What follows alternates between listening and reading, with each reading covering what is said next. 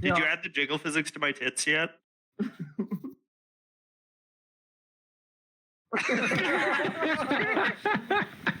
Welcome back to NPR. Yeah, Okay. somebody read out the NPR intro. We're good. So, she says she'll drop. Okay, she says she'll drop in a bit, but probably not the whole time. Okay.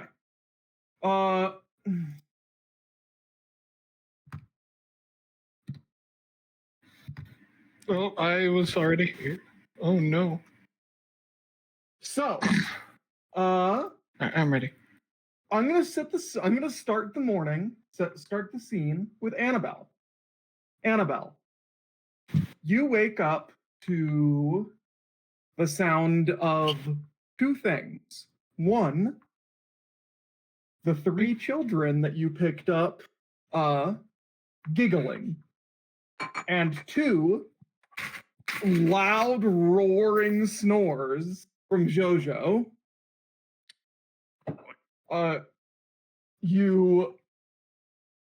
You wake up and see the children giggling as they poke and flick Joe's antlers and ears.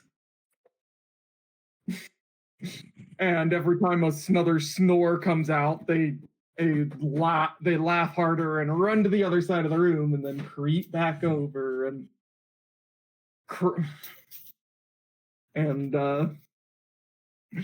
continue to play around. I'm still waiting for my character sheet to finish loading again. I fucked up, but I got it. Okay. Oh, hey, Joe. I figured you were going to drop in a little later. Then I'll just repeat the thing that I said. Maybe? If she's alive? They do. They do? Very close, actually. No, we were actually opening the scene on Annabelle waking up, and she, before she opens her eyes, hears two things. One, the giggling of a few small children, and two, the snoring of a small little animalistic person on the bed being poked and prodded by the children as they, flick your ears and poke at your antlers.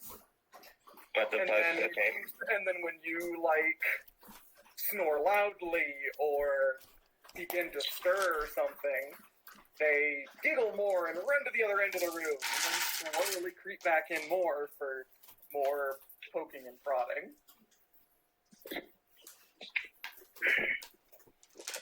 Okay.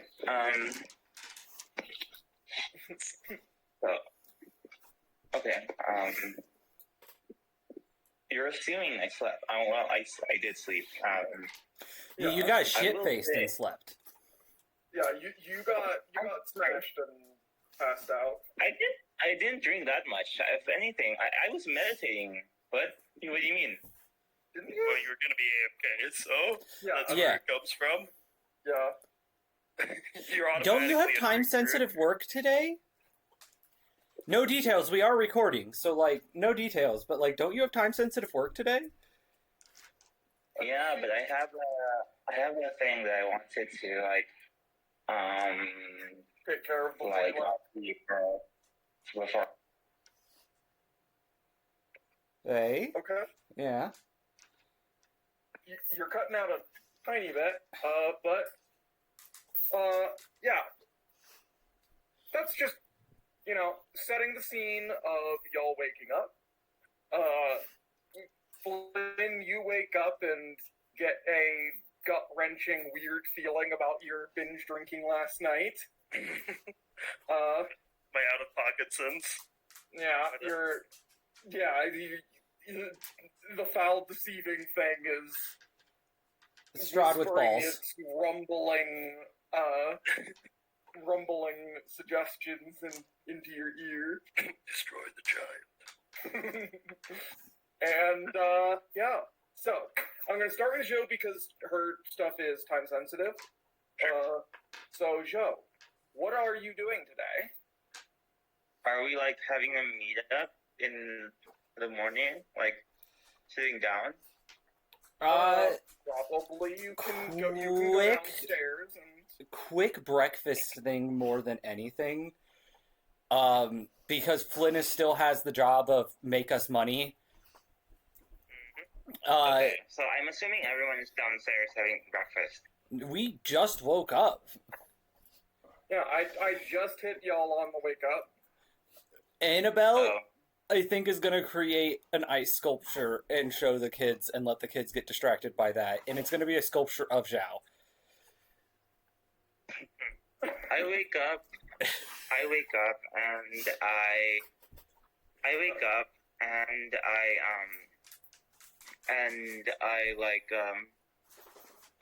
look around and I look down and I'm like, oh, right, and I transform to the elf form,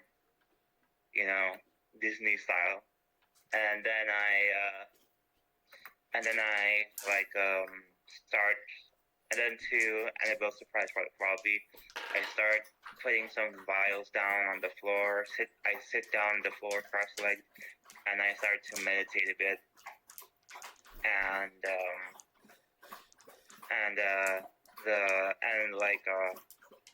the vials start filling up themselves. Hold on. Annabelle does actually have a reaction to this.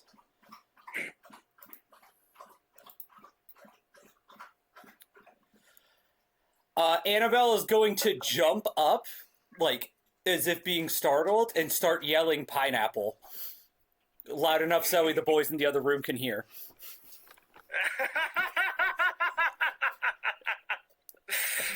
And she's going to make a sword and shield, and she's going to tell the kids to get behind her.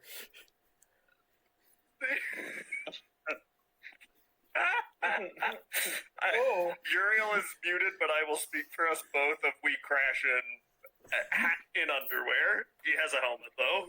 Crap, shit. Which one was pineapple? Pineapple was run. But poor John was not able to come out of her mouth quite yet. Pineapple gets your guys' attention. It's fine. We're already misusing safe words. Yes. Oh, no, it's not a safe word. She's yelling run, and she wants the people to come help her get the kids out to run. Yeah, pineapple was get the fuck out, right? Yeah. Wasn't that it? Irina's immediately just booking it, not even like Just out the front door into the city. Just go. Yeah. Yeah. And Annabelle's telling the kids get behind her and leave the room. That's so fucking good. So what do we come into? You're just filling some bottles, or they're just kind of like filling themselves? Is that it? Yeah, they're excellent. Yeah, and then by the time you're in, they're done, and I'm just, where did Annabelle go? Odd. And Annabelle is still in the room, slowly backing away. I stand up and I look at you two, and I go like, okay, here's the deal. I've been ruminating on some past lessons, and I thought I might need to be a bit serious. I see the seriousness of the situation now. So I'm giving it my effort. While I'm gone, you might need a quick potion or two. So here you go. These ones are pure life energy. Should last about a day. Unlike my normal quick fixes, and I give each of them an elixir of life. Shit. Okay. No. Much appreciated. What's with the sudden change of heart?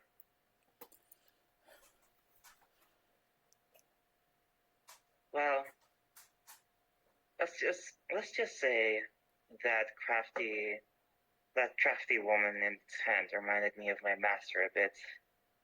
Either way, I'll make us money. I'll go and find any recipes that might be useful for us.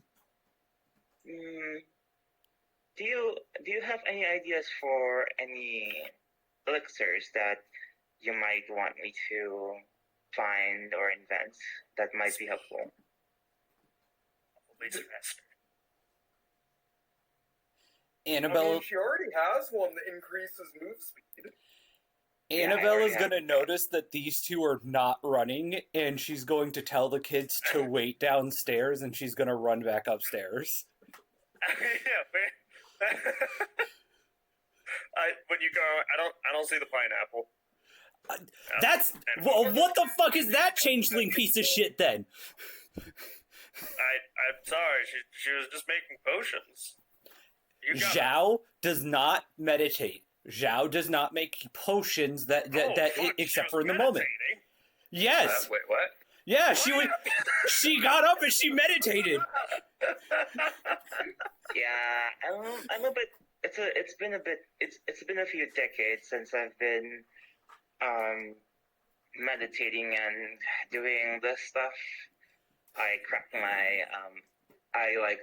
a few bones, like stretch up a bit, so it might take me a while to get back into shape, but What? No. it's a start. No. This isn't. I'm gonna have the sword pointing at her with the shield in between us, and I'm gonna be like, "This isn't Zhao. Zhao doesn't do this." Something Zhao would say. Do something funny. I look at Flynn and I look at Annabelle and I'm like, listen, I'm still gonna sell drugs on the street for us to get money. Annabelle at this point is gonna have the most bewildered look on her face as she drops the knife or drops the sword and the shield, letting him shatter on the ground, going, "Holy shit! It is Zhao." We thought we lost you. Go sell your crack. Listen, I sigh and I go, listen, if you want me to take this seriously, I'm willing to start taking it seriously. But if you guys just want me to stay out of it, it's appreciated, Joe. It is. It's too early for this. I'm gonna go get breakfast with the kids, and I'm gonna turn around and leave the room with the astonished look stuck on my face. As you're leaving us. Wait, Annabelle, before you go, Huh? and I look at the other two. Since we're committing to this, and it seems like we're going on this bizarre adventure, I suppose we'll be part of a team, formally. And for a team, I know that we need to trust each other. And usually, I let people who trust me and who I trust them to call me by my nickname. So you can just call me Jojo.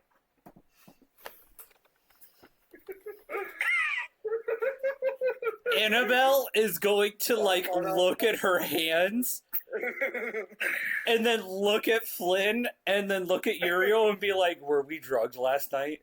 I think we gotta kill this one, Uriel. Uriel's just bewildered. This is too weird. So your nickname is longer. It's twice the length of your normal name. No, my name is Joe Fei. You've been calling me a weirdly part of my name this whole time. It's a part of my culture to repeat the part of the name.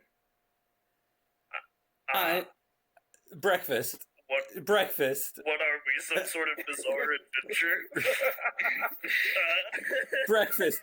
Annabelle at this point is just gonna grab Flynn and Uriel's shoulder and be like, "Breakfast. I think we need to sober up." Suddenly a weird anime soundtrack plays in the background. Anyways, The whole And then, color palette of everything changes. Annabelle's definitely thinks she's tripping balls. She's going back downstairs. The walls are caving in, Annabelle. Maybe if we eat enough, it'll go away. I look at her and I'm like, what's up with her? Anyways, any ideas for potions before I head off? As I give them the two other potions. I already have one for that, Flynn. Don't you remember?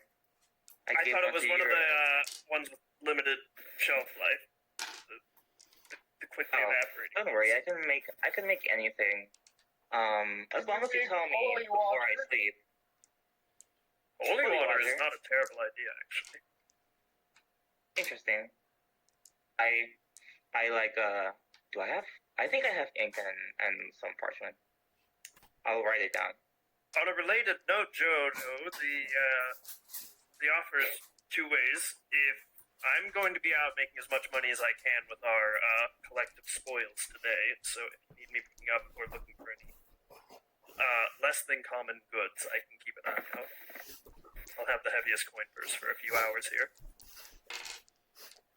Good. I might need some stuff. If I actually use real ingredients, I can actually make potions that last, a good shelf life. More than a few seconds. Well, more than a day, even. So, I'll tell you. Also, please calm down, Annabelle. I try. I'm like, she's fully hyperventilating.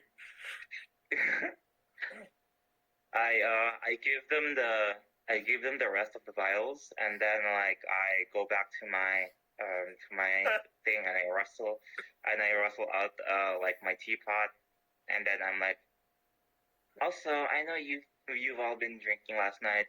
Here's some tea. I don't mind. Don't finish it all, but it should help. And I just nod at them and walk out the place. Chug that shit. I won't drink it all. Annabelle is going to stare and keep an eye on Zhao as she passes the table with the kids on at it. Wait, so this elixir of life isn't going to expire? It's going to expire by the end of the day. So it's more like, since I won't be with you, this is like for emergency. So at the end of the day, we're having a fist fight if nothing else has happened, Uriel. Uriel's just gonna down it. As I pass Annabelle, what the fuck? Wait, you just drink it. Oh, are you not full health? No. Yeah, none of us are full health. What's your reaction, Flynn? I guess if he has a visible black eye still, also maybe just take a few minutes for everybody to, apply bandages first before you do things like that. Too late. As soon as she hands it to Annabelle, Annabelle's drinking hers. I have bandages. You're right, but me bandages don't heal half of my HP bar. Well, tell me how you feel on the other end. I might be able to patch up what's left. Also, bandages take can this. absolutely heal half of your HP bar. I don't know what you're talking about. Anyways, I gave Flynn and Uriel 4, so they can do whatever they want with them. As I pass Annabelle and the kids, I sigh and I go to the counter and then I tell the barkeep, 3 big breakfasts for that table with the giant and the 2 kids, please. 3 kids. There's 3 kids, not 2. Oh yeah, 3 kids. So you're just buying 3 breakfasts still, or are you going to upgrade it to 4? Yeah, 4. What the fuck? Survival of the fittest. No booze, please. No booze. It's like,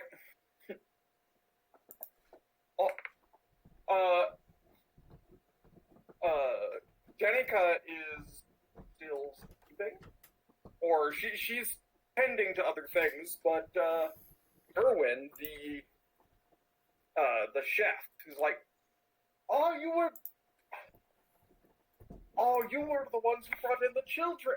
Please, you don't need to buy anything. I appreciate you taking care of these kids. Now, what you? Danica said something. What did you found them or saved them from some monsters? Something about Strad's balls? Yes, Something like that. something like that. Faye, I give you permission to point him towards Annabelle if you want to just get out of here. For the lot of you, you've already been paying customer. Why, thank you. Well, I feel bad for not giving anything in return. Usually in my culture that means a debt is still owed. So let me tell you this. I pull out the waffle iron, and I smile sleekly, and I'm like, if you need a sous chef to make something new for your kitchen tonight, I wink. Interesting contraption there. Why don't you help me make breakfast and we'll call it even? I'm curious to see how that works. Okay, I come in and I make waffles with him. Yeah. Make a craft check. I actually have a skill with this, so I have a +1 modifier. Excellent. Oh, yeah. Beautiful. Do it. Fucking 10 out of 10. Let's do it. Let's see how good you get.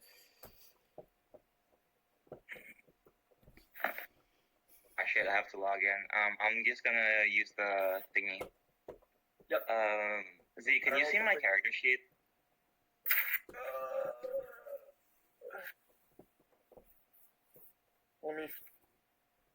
I'm gonna have to scroll so goddamn far to find it. I didn't have it pulled up. I have no idea how far I'm gonna have to.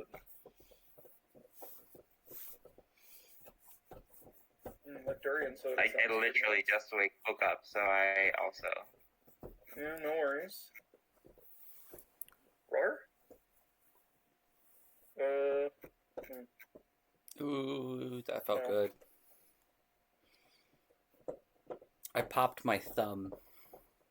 Oh, Beautiful. Shit. Love it. It was at the second knuckle, too, so, like, the good pop. Nice. Now I still.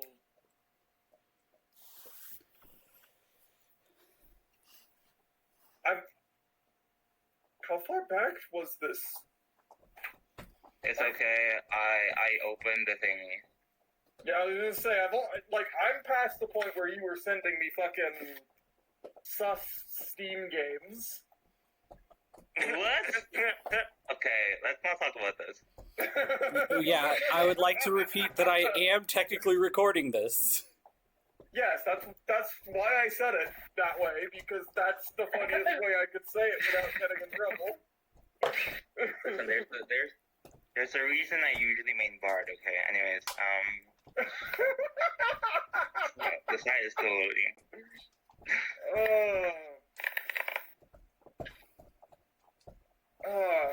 Here, just roll the d20.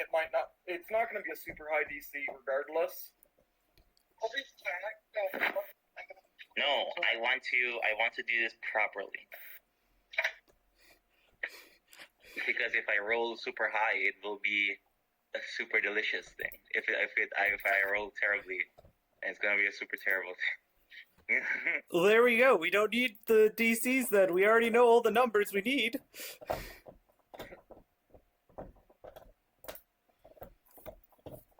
my god, please. Why does this website load so slowly? Is it just me? Wanderer's Guide? No. It loads slow. I think I have like a +7 on crafting, anyways. Oh shit. Plus the +1, that's +8. Jesus. Yeah. I'm gonna operate on that unless I confirm otherwise. You just ask what you want on the burger, I think. Oh, no. That's not how the roll works, right? The roll command? Oh, this is the roll command work. I don't know. /R. I think. I did /R20. R, you have to go Just 1d20. /R 1d20.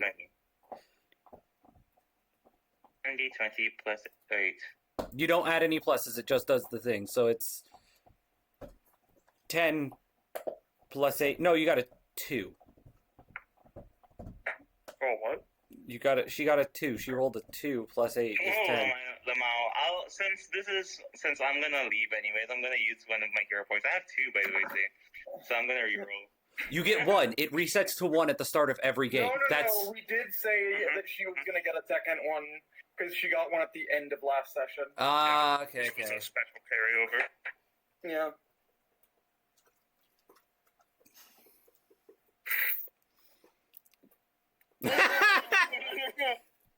Hey, This app hates me. use them or lose them. You got one more? Use them or lose them. I do have one more. Yeah, and I confirmed I do have +7 crafting. Let me use the Wanderer's Guide one because this one's shitty. Look. Gambler's fallacy. There's no way it'll roll a 2 twice or third time, What are right? the odds? What are the fucking odds, you know? Roll another 2. You have a 9. Okay, I got a 19. I got a 19 on the Wanderer's Guide roll, and a total of 26, and +1, that's 27. 27. You make some excellent. Erwin is actually incredibly impressed with this, and honestly, Erwin's going to offer to buy the waffle iron from you. What the fuck? The waffle iron? No, man, I need. Sell it. Sell it. Come on. Here's the thing. Sell it at a profit and we'll just go buy another today. Are there any in the city? Easy. You haven't looked for any. You don't know. I'm in the black market circles. I can get you a waffle iron. Wait, and can Annabelle make a waffle iron out of ice? A black market thing? Yeah, they're cast iron. They're black. Oh my god. Don't ask a better question next time. Jesus. I'll try to sell him my recipe instead.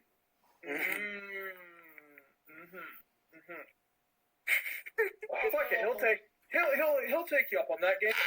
Take a silver. Nice. And then we served breakfast, and then afterwards. We'll serve breakfast. They are excellent waffles. Annabelle is hesitant to try the waffles. I look at Annabelle and I say, "See, I can be useful sometimes, other than saving your life." And I smirk a bit, and then I leave and I say, you can find me around town if you need me. Annabelle doesn't let the kids try the waffles first. She actually waits for Flynn and Uriel to take a bite of their waffle and see how they react, and then give the kids the okay. It's okay to eat it. Where you taste test dummies. The kids are like, you have to physically hold them back from their waffles. I'm like, you can wait. Irina consumes a waffle in a way that almost, like, cartoonishly, like, just slurps a waffle and just gone. All right, the kids can have it. The kids can have it. Annabelle's not going to put a... Once the Annabelle sees her party's not dying, immediately she's like, all right, kids, you can have waffles. You absolutely Tom and Jerry that waffle, Irina. Hell yeah. There's a fork and knife, but they're kind of just there to look pretty. You just like stick the whole thing in your mouth and swallow, and there's just like a waffle shaped like dent in your Outline on your neck. Outline on your neck for a moment. Mm-hmm. Yeah. Now we're cooking. What do you mean? Joe just finished cooking. Already cooked.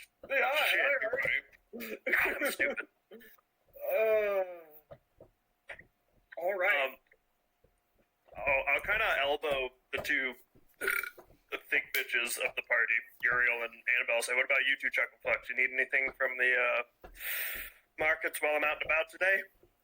I'm going to give him the ingredients I need to be able to learn spells, and then I'm going to tell him that I need raw gold. I'm going to say I need raw gold at the end of the day to transfer spells, but party equipment comes first before spells. Fair enough. So I have an idea. get shit set up, and we'll figure out that stuff later. What's your idea? 100 small carved wooden babies, about the size of a copper piece. 100 carved babies the size of a copper piece. We're dropping you off here. Hold on. And they're out of all of those, but they have silver coin-sized babies.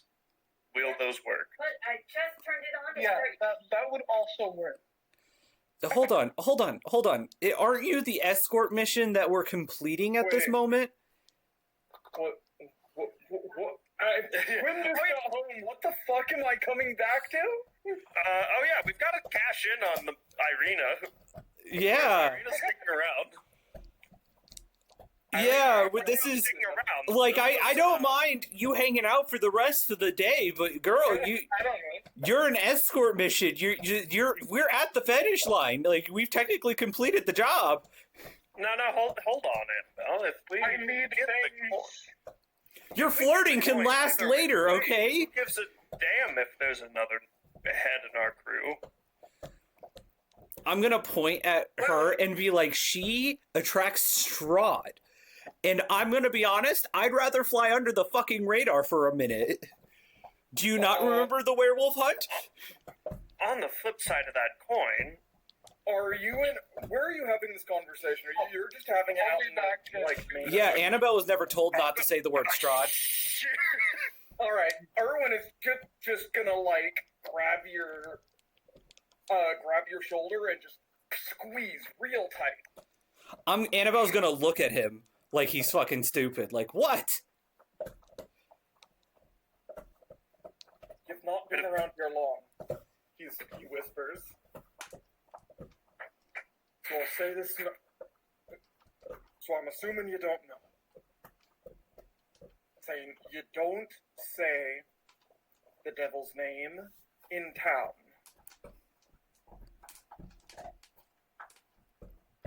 I'm not even gonna argue with that rule. I'm just gonna...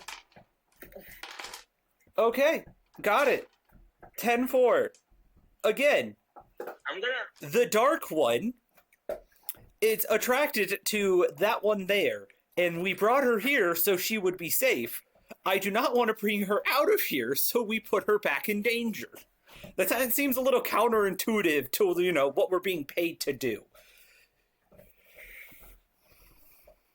I'm gonna, because this is important, I'm gonna, like, before I go, like, at the door, I'm gonna listen in with a weird pose, and I'm going to be like, noted. And then I'm gonna leave. Joe's gonna intervene.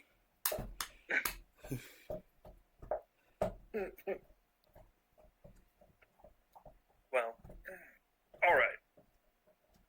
I guess that brings up a larger part of the conversation. Irina, you wanted to be here in... What's the town's name?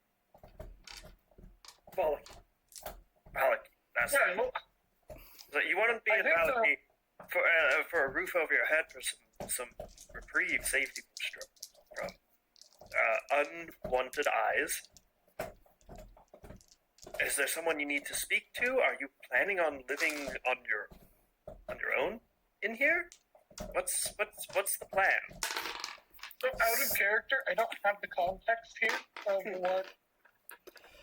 The escort mission was to escort Irina to the town, so Yes, that but way what she is would be. Irina's plan once she's here? Yeah. Because like that was So, probably info an NPC had, but we do don't.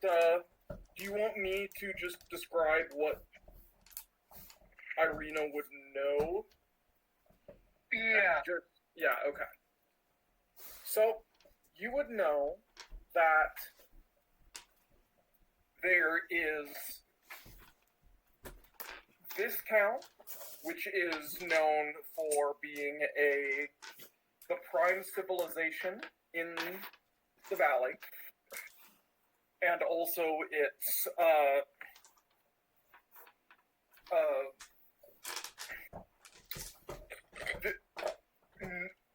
Strad has not been here in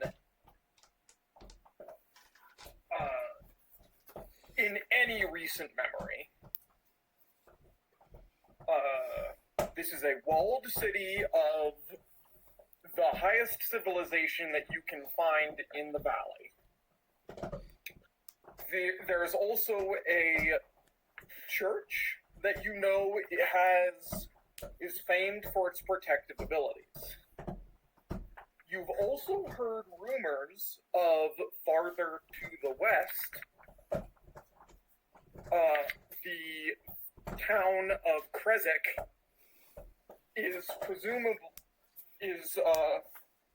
thought of as the most secure location, potentially the most secure location in all of Barovia, certainly the farthest from Castle Ravenloft, and also houses the Abbey of St. Markovia, whose abbot is known for incredible healing. Incredible feats of healing. Okay. Now, So, was Irina suffering some symptoms? Blood loss, Irina, wooziness. was feeling Still has the drained static and right? you should have two, I believe. I thought, didn't we get rid of one? Yeah, but I think you were at 3 to begin with. Yeah, you were at 3. We dropped you to 2. On that subject, am I still enfeebled? No. Okay. I will relay all of this information to the rest of the party, by the way, in character. The stuff that I know about other places being technically safer, all I know is this place hasn't seen him in a while. Okay.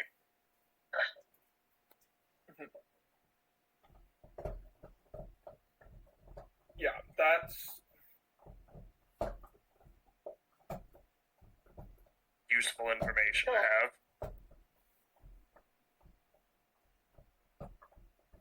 Now, be that as it may, the Strad's powerful. He could be basically anywhere at any given time, just because he exists. Also, technically the mission is complete, so you get money regardless. But y'all have already been paid. No, we were paid for the house, not for this. He said it was a 2-part payment. He said that he'd give us stuff and we could stay at his place. No, he said we could stay at his house. We have a manor in Barovia. That's what we have, is we have access to a manor in Barovia. That's what the payment for this was. We have already been paid.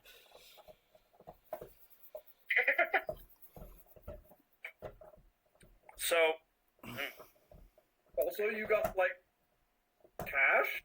No, that was for the house. The dead house that tried luring us in and successfully did and almost killed us. I swear you also got cash for, a more general sense. We got... I might have lumped them together, but it was 200 silver for the house, and the escort wasn't mentioned. Yeah.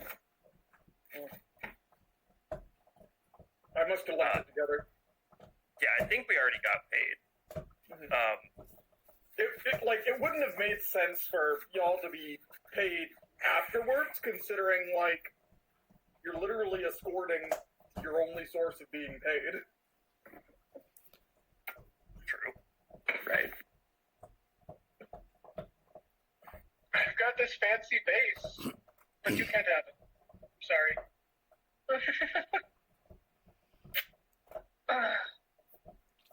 Now, Anyways, to be clear, Irina, are you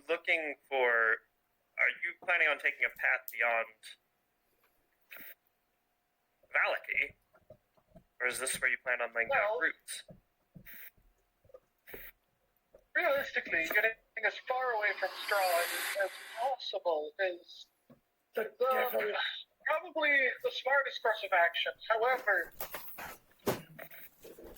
also Strad being out of the picture would be quite nice. However, I don't really know a way to do that rather than getting as far away as possible from Strad in the first place. Am I muted? No, you're not muted, Irina. You keep saying the damn name. What? You keep saying the damn name. Stop saying the damn name. Right, you're right. Him. I shall just say him. It.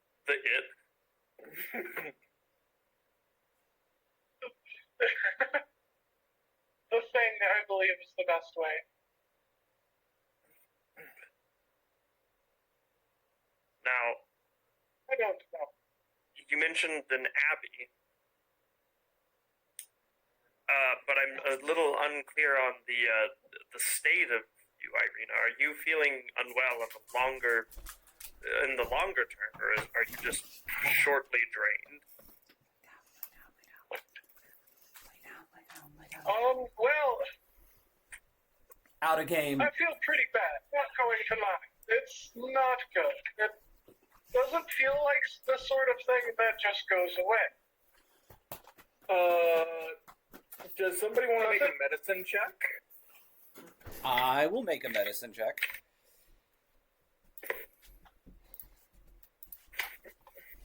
Hold on, let me find medicine to be able to make the check. Because I know that there's been a medicine check on her status already. That's a 12. That's good enough to remember what was already known. So Irina's drained condition can be basically transferred from one person to another by virtue of a blood transfusion. That's it. Anything else that we can do for it? Pass the suck around. It'll reduce by one stage per week on its own. Oh, and we can increase that by 1 with Xiao's little blood fusion thing. Yes, the sanguine mutagen allows for a save to reduce it again once per week, but it'll only work once a week. Okay. She can't just be like. You can't just absolutely. You can't just fucking soda pop hat sanguine mutagens to her constantly to just negate it entirely. Yeah. Well, I guess the choice is yours then, Irina. You say... Okay, here's the thing. You say that Irina attracts unwanted attention, Annabelle, but I can't help but feel like we already have a target on our backs. We got dragged here to be entertainment, as best I understand it. Flynn, you do great work. I trust your word, and I trust your judgment most of the time. But kind of like the windmill when I told you not to go there and you did anyways, you need to take your romantic feelings out of this situation. The thing is, that's As far as I can tell, that's pretty correct. If you came into the land of Barovia from outside of the land of Barovia, it's because Strad wanted you here for whatever reason. I said his name again. You keep doing that. So, outside of game, Faye, how many more games can you play with us in a row? I don't know. I haven't heard anything about the other campaign at all yet. So. Because that's what I'm worried about, is us bringing an NPC and then losing the player playing the NPC. Right. Fair. That's fair, but I mean, you can always get alien chest bursted if you're gonna be gone permanently. Like, there's Yeah. I'm fully prepared to just also, would you be bothered if I just continued playing Arena as well? No. Yeah.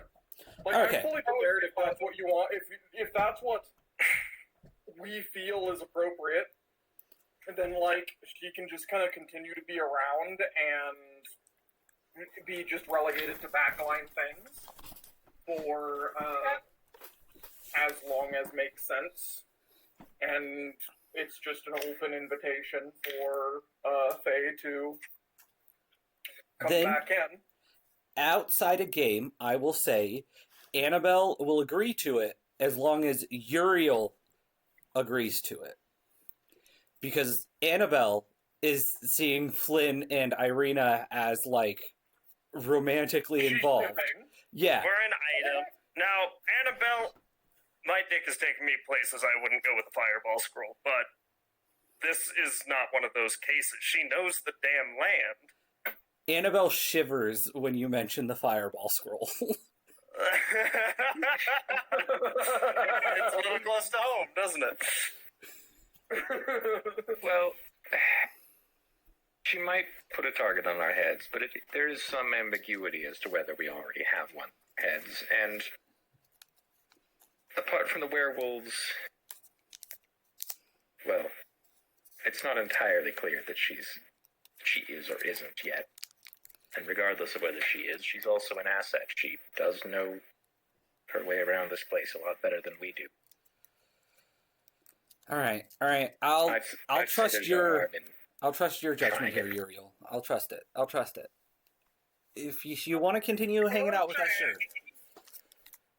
The farther we get from the county of Barovia, or I guess the town of Barovia, the more my knowledge wanes, as I tend to stay near-ish to the home.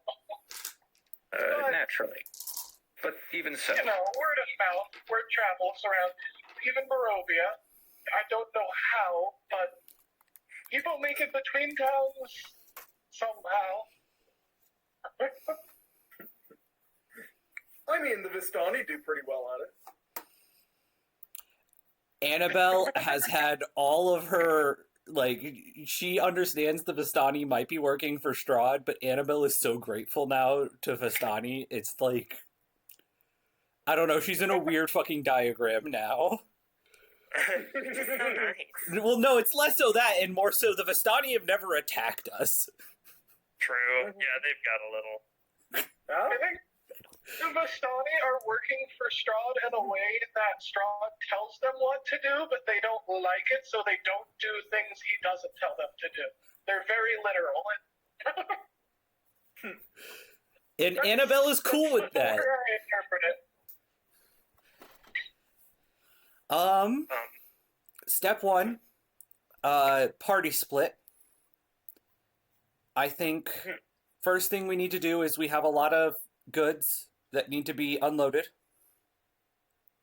first thing we do is I need a Band-Aid. Second, the other thing we need to do is heal up and get these kids to safety. What a weird order of priorities. Well, Damn first word. priority is going to go to Flynn, and he's probably going to take Irina, which means that me and Uriel are going to take the kids to the orphanage and hopefully get bandaged up there. Worst case scenario, do we have a spare med kit? I thought we had 2. I thought we had 2 as well. Irina has. Okay. Irina has healing abilities. I do have healing abilities. You're right. What healing abilities do you have, Irina? My healing abilities are they heal with magic. I'm gonna look over at Uriel and look back over at Irina and then look over to Flynn and be like, so, Also, medicine kits are around, yeah. can I get a medicine kit? I guess. So I'm gonna take the medicine kit from there. Also, I have a spare thieves toolkit.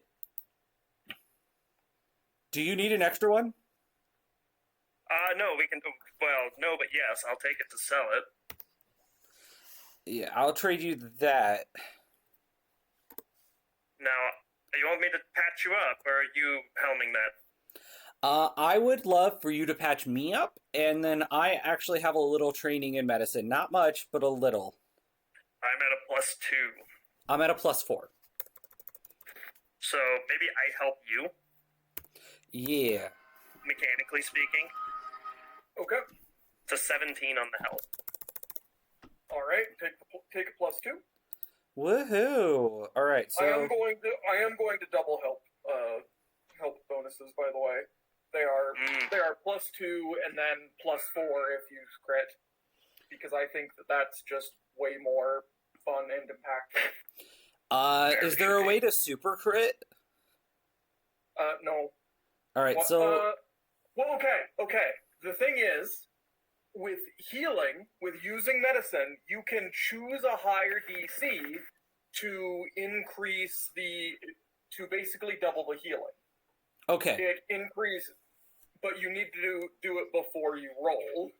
right, which is why I've already rolled, so I'm not going to do it. I'm not going to metagame like that. But I rolled a nat 20 with +4 with a +2, so that's a 26 with a natural 20. Okay, so that should be that's what, 48? Yeah, 48. Hey, hold on. Let me pull out my 48 I just so happen to have with me. You know, went home, grabbed dice, didn't think I was going to use the D8 today.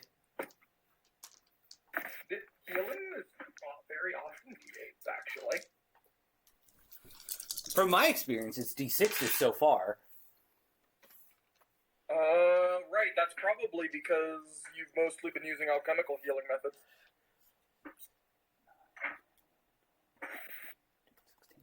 Okay, so I heal 16 from that. Nice. And now I'm going to do Uriel.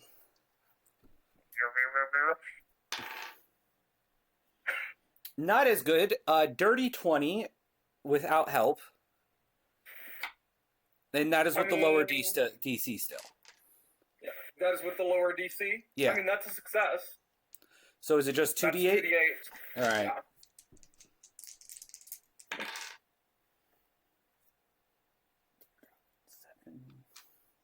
13 to Uriel. Appreciated.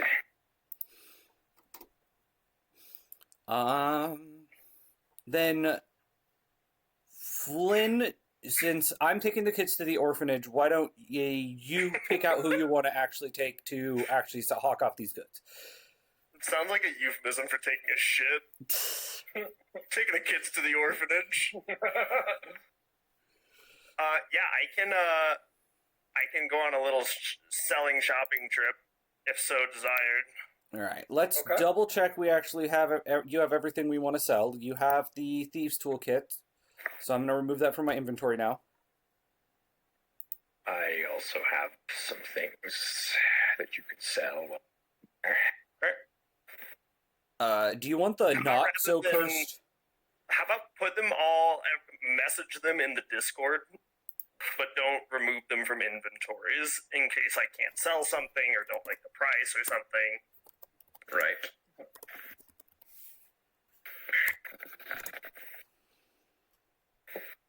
That sounds like a better idea. Let me re-add thieves' tools.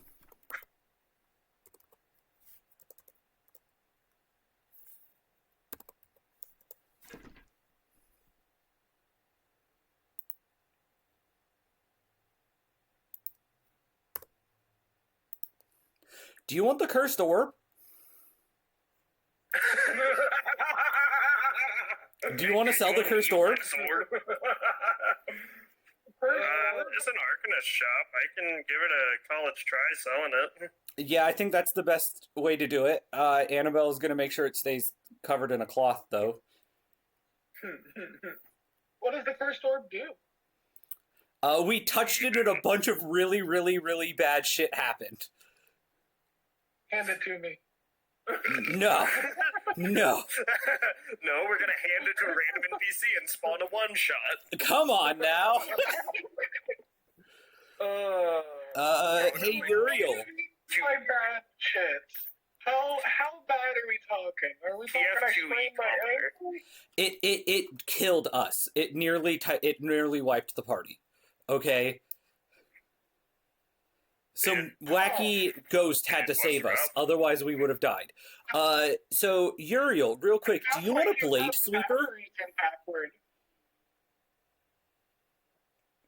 What was that you just said? Do you want to? Your mic's a little jank right now, Faye. Whatever you've done the last few times to fix it might help. Hey Uriel, do you want a blade sweeper?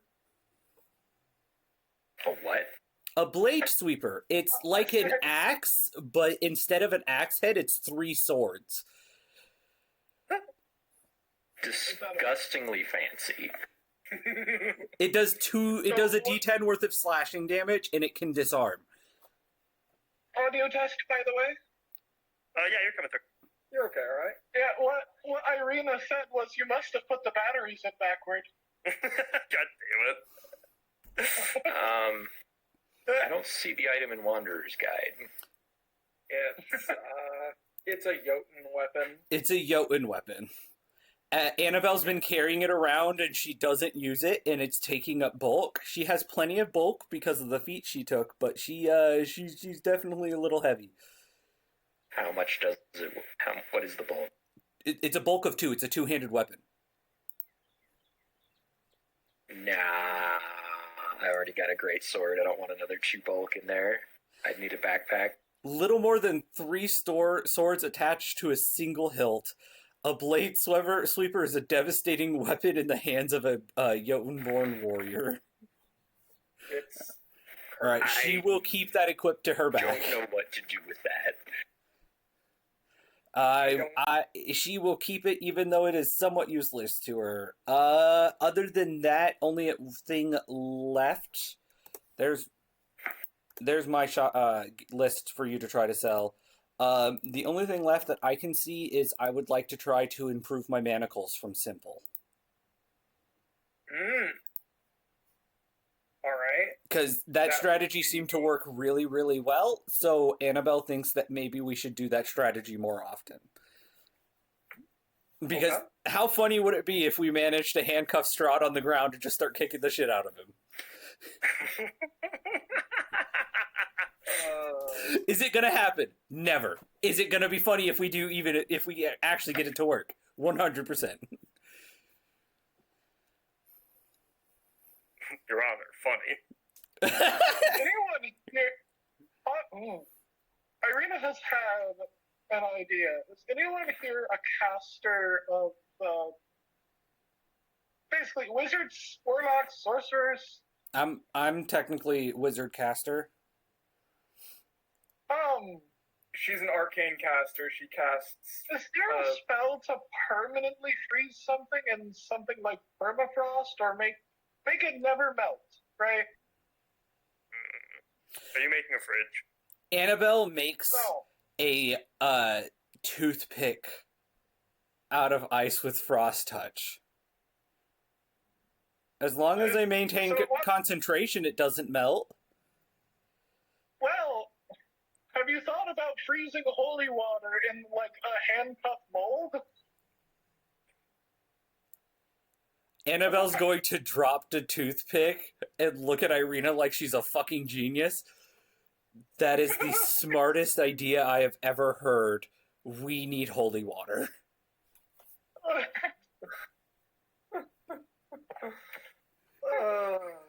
Holy water snowballs. Think about it, Z. Holy water snowballs. Oh, that's kind of hard. I'm not gonna lie. Sounds like it's holy water ice balls. No, because if I have it in like a pit mud, like a jug or something, and I put my hand in, I can just take the top layer off and I turn it into a giant snowball with a rock in it. With a rock. You should see my combat list for my spells. It's fucking hilarious. All right, Well, so I'll be back in just a couple minutes, like 2 minutes. Okay, right. Speaking of which, Anywho, I'm gonna go sell shit. so yeah, Captain. You go sell shit. So, what sort of are you gonna try and like sell things? Where are you going to try and sell things? Well, that I guess depends on what kind of markets are available around here, because I have quite the mishmash of shit. I do have a good amount of jewel-based shit between myself and Mr. Guerrero. So I might want to see if there's a jeweler or maybe some arcanist who could make use of gemstones. I'm gonna have you make a society check just to like make your way. Now that you're like going out during the day, just a society check to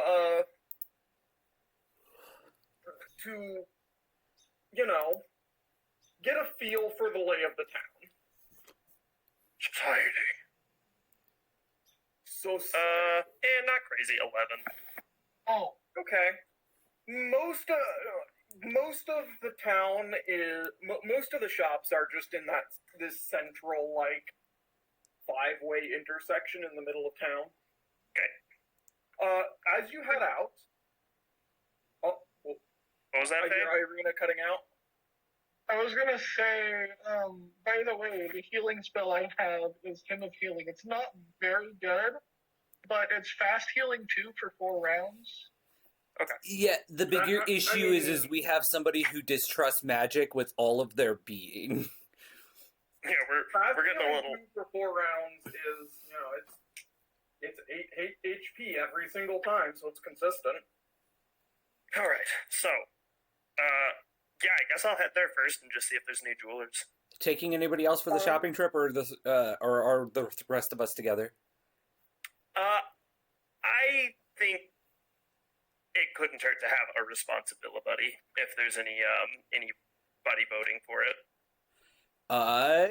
If we stick to party plans, you should take Uriel. If you want to do something else, you can take Irina. What did you mean by that? If you want to I flirt more, volunteer. I'll go with Uriel. Bros before allegations. Annabelle Foley is shipping you two. It's not even funny. Yeah. Uriel and I are gonna go sell shit. Okay, so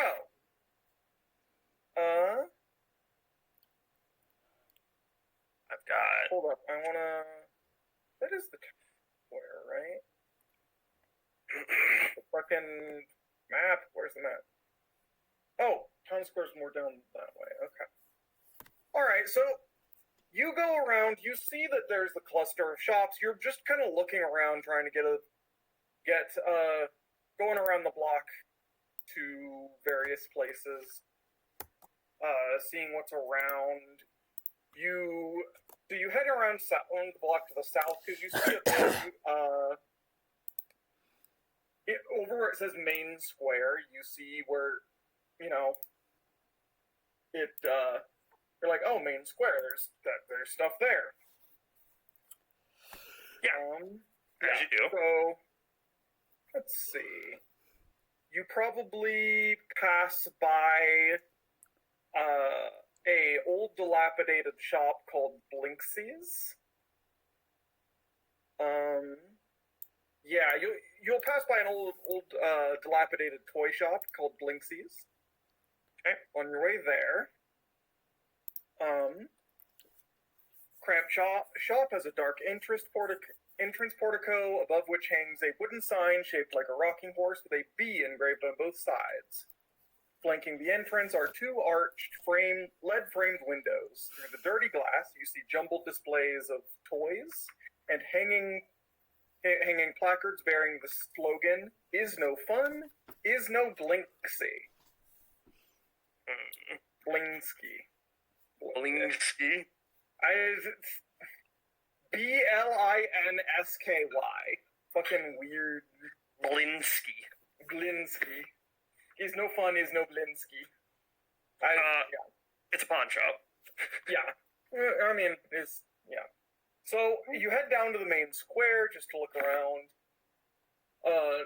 Shops and homes that enclose the town square are decorated with limp, tattered garlands and painted wooden boxes filled with tiny dead flowers. At the north end of the square stands a row of stocks, locked in which are several men, women, and children wearing crude plaster donkey heads. In the center of the square, peasants in patchwork clothes eye you suspiciously as they use cups and vases to draw water from a crumbling stone fountain. Standing tall at the center of the fountain is a gray statue of an impressive man facing to the west. All around the square, you see more posters, most of which say, "Come one, come all, to the greatest celebration of the year, the festival of the blazing sun. Attendance and children required, rain or shine, all will be well. The Baron." Though a couple have, though they are covered by or they cover up, and you can see beneath some of them, another poster that says, "Come one, come all, to the greatest celebration of the year, the Wolf's Head Jamboree. Attendance and children required, pikes will be provided, all will be well. The Baron."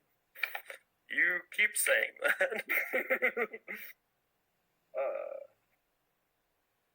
So, yeah. So that's what they're up to. Yep. All around the block, you basically find the Blinsky's toy shop. You find here. You find Thimdall's Armaments. The Dusklight Supply Shop. Okay. The Jonvich and Sons bookstore. Bookstop. Bookstop. The shop of books. Bookstore, bookshop, whatever. You find the Beast's Rose Tailor shop. Okay. And I think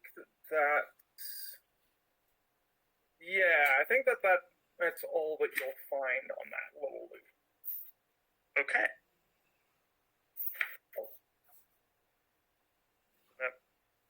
I think we'll be able to catch one of these festivals while we're here, but hopefully. But we need a little cash right now.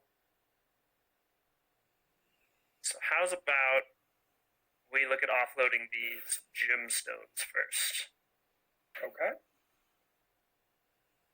Where are you thinking for it?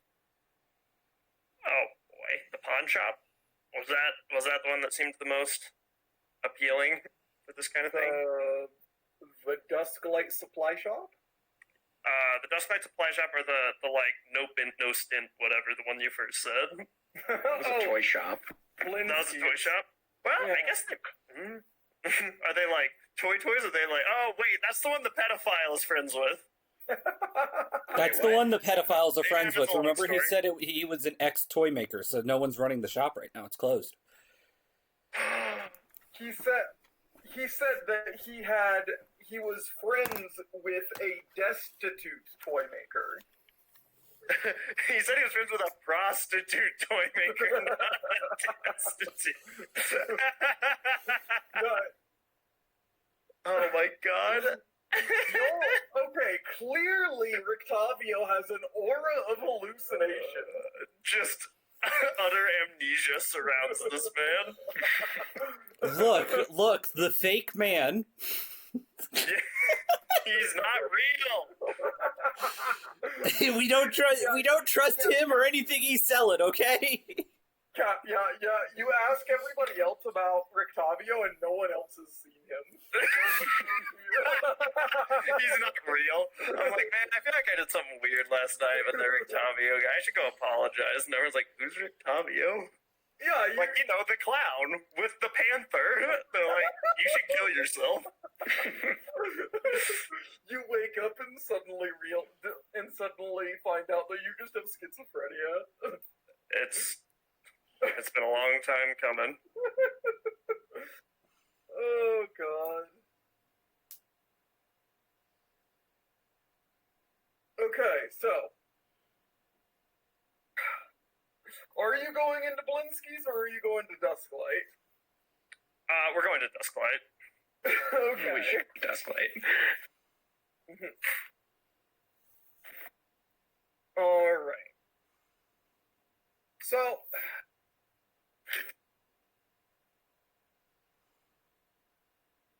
you walk into the Dusklight supply shop and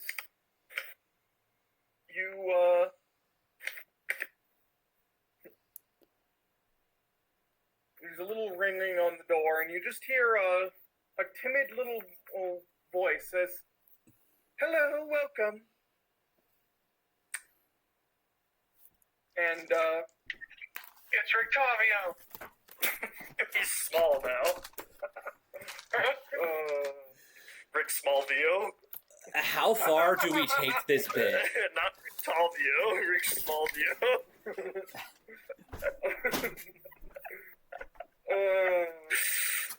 Jesus.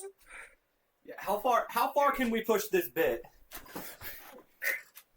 so you head on in, and yeah, you find just a pretty standard general store.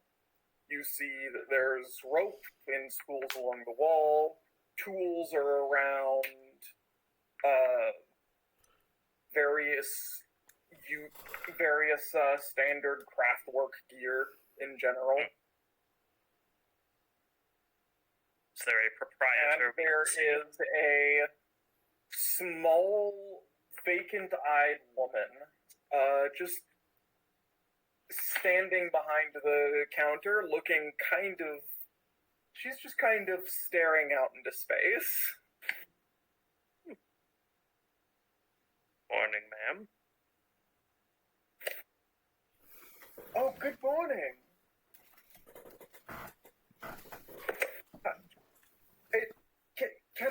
Can I help you? I think so. I'm gonna browse a bit. Hurry up, this one's yours. What? This one's yours.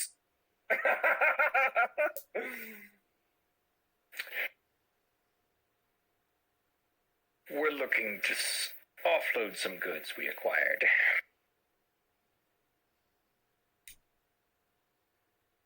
He can browse your stock while we discuss the price, yes?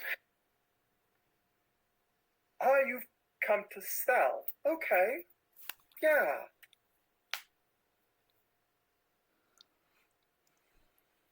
What do you have? Pull out the gemmed eye patch, the hairbrush, the agates, thieves' tools, the orb. The orb, by the way, is wrapped up in my cloak, and I told them not to sell the cloak, just the orb. You have to specify.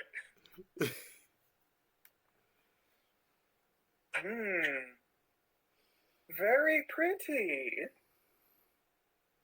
I hope He picks up the ivory hairbrush and looks it over very delicately.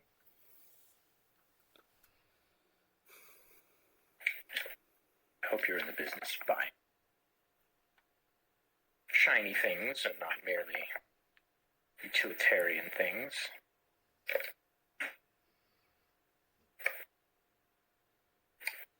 Yeah, I can do that. Good. Let's talk about the price then. Yeah. What'll you have?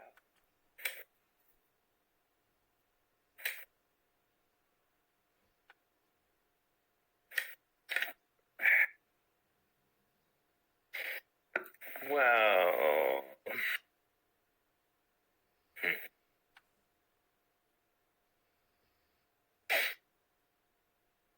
I'm gonna make a roll to see whether what? see how well Uriel actually knows the value of these. Oh. Okay. Gonna have to roll a perception to see if I can notice you doing anything wrong. That is an 8. Oh, what? Oh, Cool. what? On an 8, you probably have an idea of how much they're worth within, like, a 20% margin. I'm gonna roll again to see whether I think it's higher than it is or lower than it is. Okay. That is a natural 20. You think it's higher? You think it is. You think that every single one of those items is 20% more valuable than it is. Flynn probably thinks you're, like, really good at upselling these with how passionately you're saying their price, their value. Like, damn, he's good at this. But let's talk about the orb first, shall we? The orb was given. I was given no price for it. All I know is that it is large enough that it required 2 hands, if I remember correctly, for a normal-sized human. Evil sphere. And it's crystal clear now. It was pretty, and now it's crystal clear. It was pretty. That's why Annabelle grabbed it.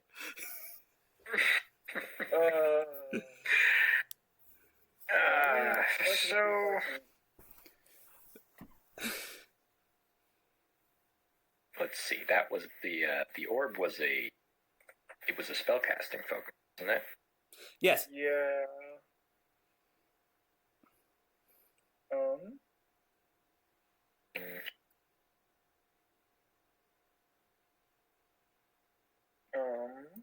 Yeah.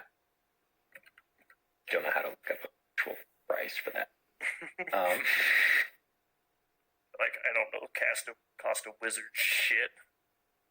I do not know the cost of shit. That is right. Type shit. Hold on. Let me try to help.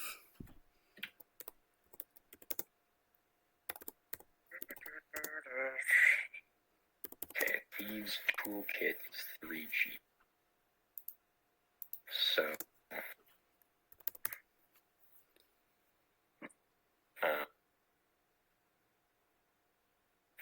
even 13.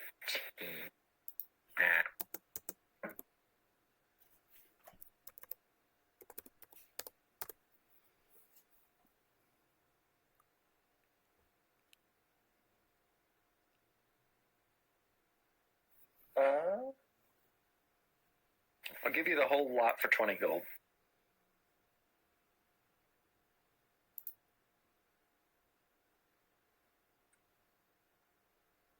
She takes a moment staring Whoa. at the pile of items. Hold on. You might be underappraising that focus. Does Uriel care? No. But you said you think they're 20% more than what they're actually costing.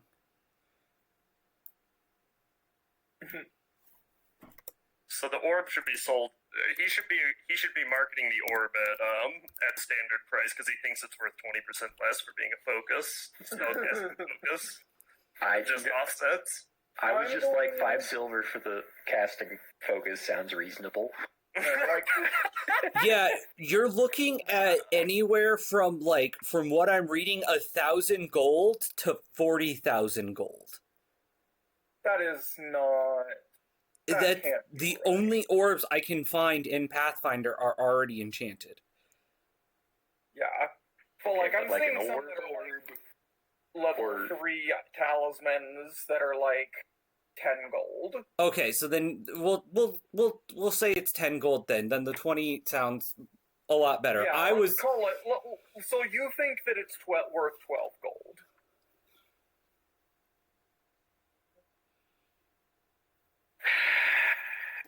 The conundrum here, because I'm selling all of it at once, Mm-hmm. and I don't want to negotiate for each item individually. Fair enough. Just do lump sum. But if I'm doing lump sum, then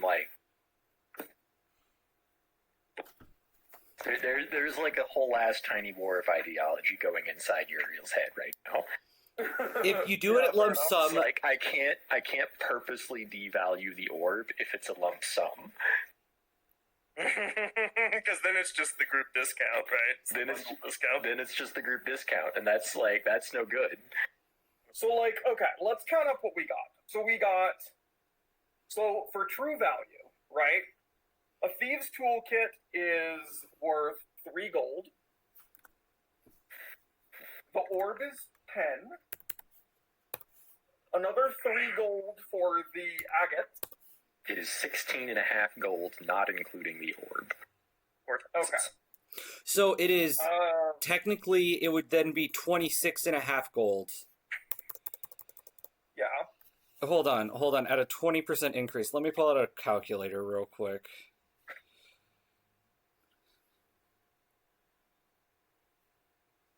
It's 31 gold. 31 gold. So 31. So you could technically give it to her at a discount, quote unquote, at 31 gold because it's 31.8.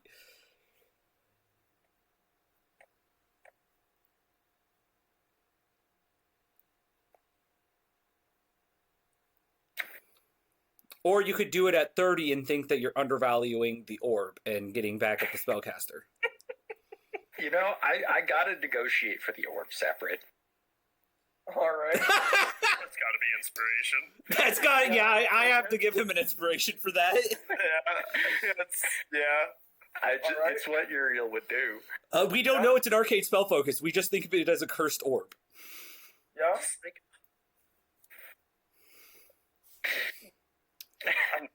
I'm looking at these. Hold on. 75. It's we can do the orb afterward. 20 gold for the rest of it. 20 gold. She just kind of stares at the pile of things.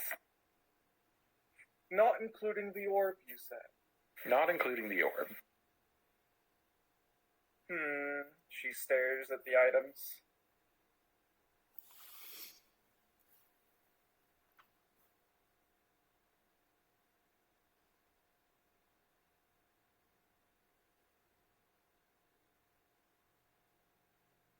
$20 gold, you said?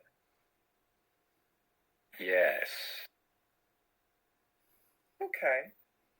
Here you are. And she will count out 20 gold. Very slowly. Have a wonderful day. Looking at my 160 golden assets to sell here, and I'm like, that's why take a sec. Uriel's just Uriel's got to take a moment to process this. It's okay. Now we talk about the orb, right? It's a cursed orb. That's all you know. Or were you implying that you don't want the orb when you told me to have a nice day? Oh, you do want to sell the orb. It's a very pretty orb. It's, yeah, yes, very pretty. How much do you think this is worth? Oh shit! I gotta roll for her. Keep in mind, it's in a large-sized creature's raincoat. So we are not touching the orb at all. We are actively avoiding touching the orb.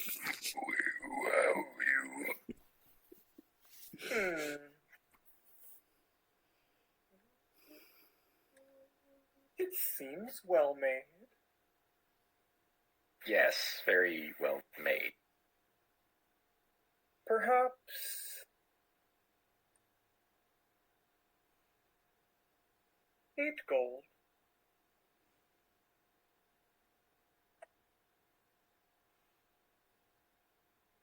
Eight, you say? That's not too low, is it?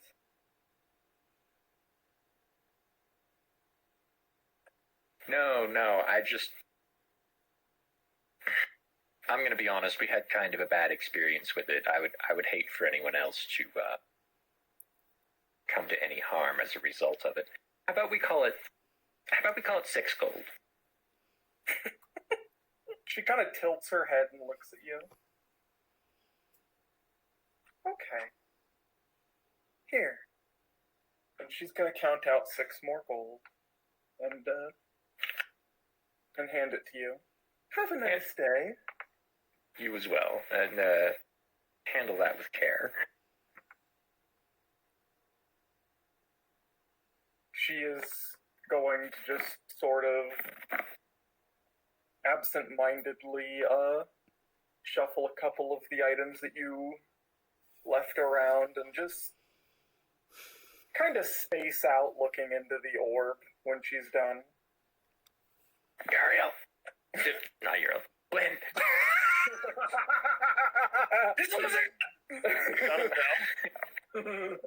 Lynn, she's on something.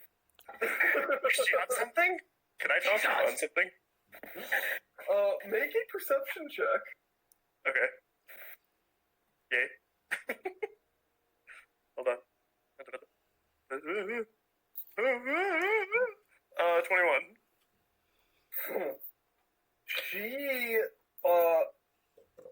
She looks like someone that should probably be in an institution. Nice, actually. Totally redeemed.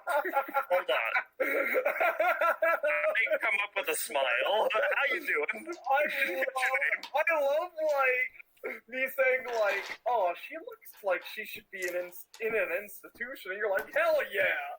That's. I need to. That's. Oh my god, that's my star sign too. I forgot you look like a greased up weasel. Yeah. No, just not a greased up weasel, a chronic fuckboy. Is there a difference? Is there a difference? Yeah, I really think there is. I don't think he's the hair product kind of fuckboy. I think it's it's all natural, frustratingly effortless how fuckboy he looks. Got it. Occasionally capitalized on it. He's the chronic bedhead. But Exactly. He genuinely does not know what a bad hair day is, so why would he ever put product in it? All right. I'm coming up with a smile and saying I didn't catch your name. As a quick aside, this is a general store, so we're able to buy, presumably, general supplies. Does that include shitter heel pots? She probably. She might have a couple. Okay. Yeah, she might have a couple. Other things I would be potentially interested in is lighter rope. You mean like silk rope or something? Yeah. Also, Silk rope would work, yeah. Keep in mind, Annabelle asked you to maybe think of something to help improve her manacles. True. So either better manacles to start with, or materials you think you could use to increase the strength of the manacles. Yeah, I guess that's on the market too. Clasps and locks, chains, the works, things that could potentially be used to bolster the manacles to make them higher tier with a craft check, or if she just for some reason has baller ass manacles flying around, which might color this conversation weirdly if she does. But yeah, I don't think that she would have manacles.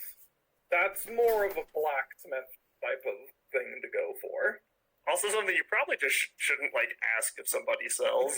But you're selling thieves' tools and you're asking for manacles. Yeah. I'm selling what? No, the group is selling thieves' tools, and one of you is asking for manacles. Yeah, I'm selling in order thieves' tools and stolen gems, and looking for in order manacles and manacle supplies. It might give the wrong message. So I don't actually see any rope that's lighter than light bulk. Beyond that, it's just you could go for some any length rope, which is, or some rope of climbing. That sounds like something that I would like to have. Not to derail, but Captain, didn't you have a thing 40 minutes ago? I did, but it doesn't exist.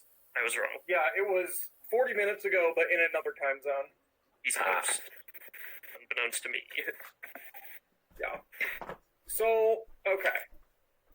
They are the same price. Any length rope is 50-foot length of silk rope, is lightweight and appears to be inlaid with golden threads. Can hold up to 3,000 pounds. As a one-action command, you can command the rope to split, declaring a specific amount, such as 10 feet of rope or half of the rope. The rope splits itself into the requested piece, leaving the remaining length intact. Oh, that's so cool! And then you can use 2 actions to reassemble it. Are you buying enchanted rope? The alternative is the 50-foot rope of climbing, which 50 feet long, 3,000 pound limit. If it's ever cut, only the longest portion retains the magic.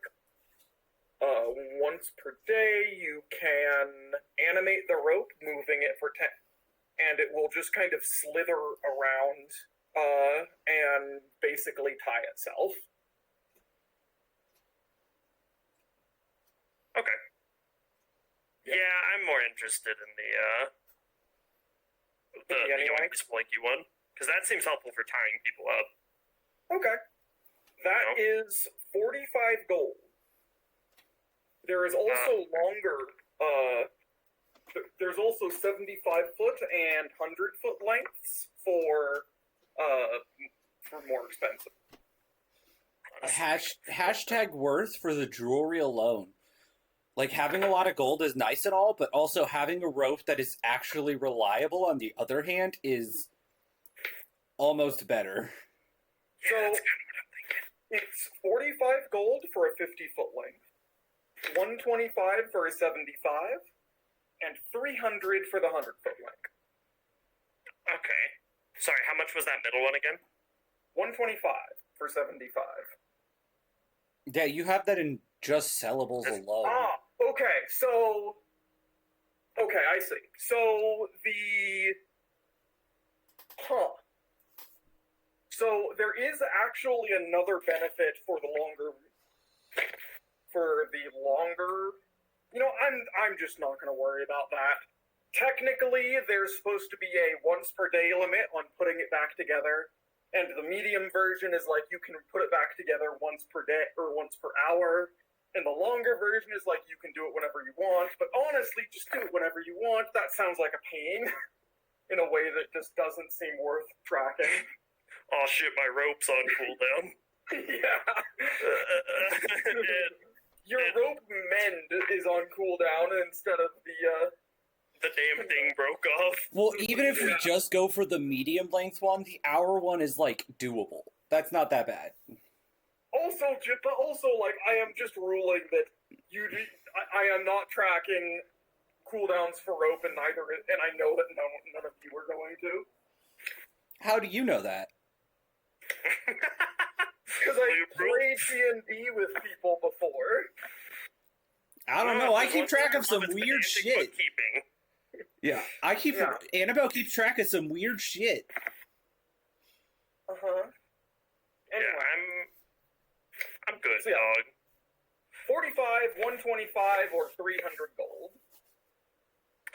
125, and I am going to pay for that with 4 necklaces worth 25 gold, or sorry, 3 necklaces worth 25 gold and a gemstone worth 30.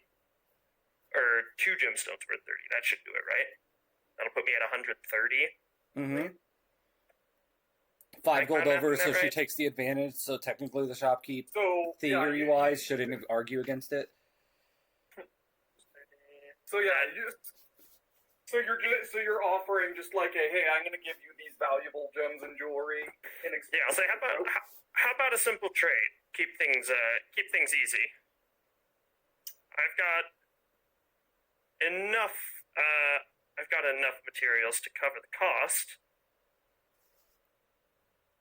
Right here. And I'll lay out 2 gemstones, 2 rubies worth 30 gold. Mhm.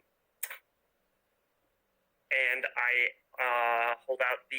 lay out the 3 pieces of jewelry worth 25 apiece. She'll kind of stare at the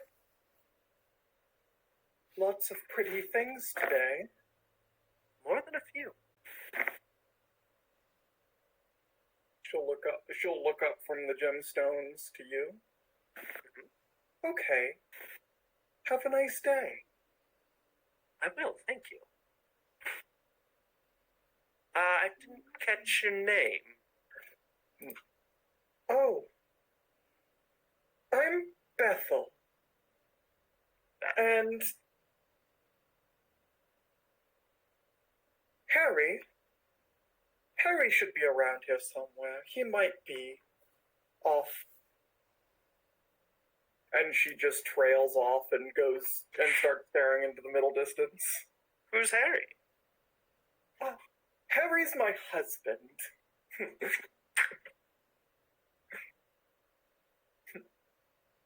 He must just be off shopping. He must be off what? Shopping? Oh. What the fuck did you think I said? I thought you just said some Dr. Seuss word. Like schluffing or something. Like, he must be off hitting that yoinky spelunky. He'll be back in a bit. Harry needs a mean yoinky spelunky. Point over in the corner and a man who definitely was not there is doing the stinky leg in the corner. Fucking Captain, why? Why did you bring that up? Just Like, oh, you do be hitting the stinky leg, though. just Slenderman with the stanky leg. Get that shit.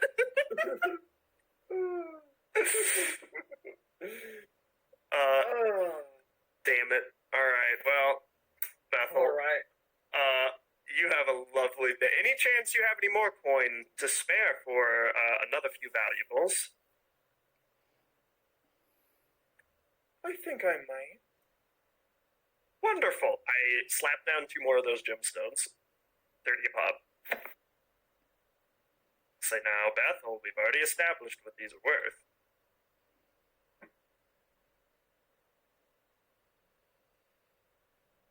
Yes? You willing to part with that much coin?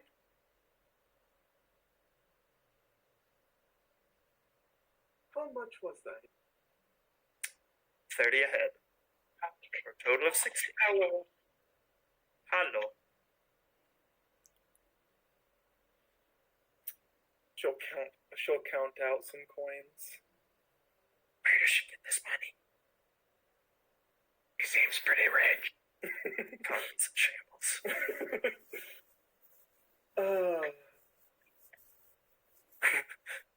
Would you You're like- take 57? I'm sorry, that's all that I have in gold. That's all you have in gold. All right. I'm willing to look the other way over 3 measly little coins if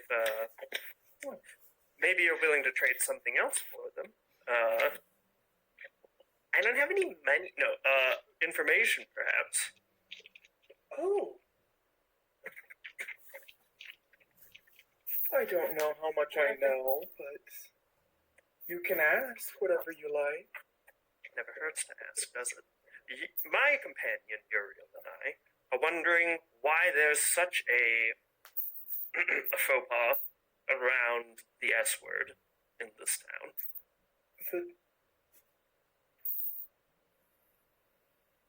The what? The devil's name. Her eyes just like widen, and she just like no, and she just goes into the fetal position. She goes what? She absolutely breaks down immediately and goes into the fetal position. All right, it's not that serious. I'll say, hold on, let me cook. No. Scheduling, the S word scheduling. When is the next festival? Oh. Right. I was going to help with that. Everyone's been very dodgy about when the next festival is happening, and we're trying to figure out when it is. Nice save, Flynn. Got you, boo.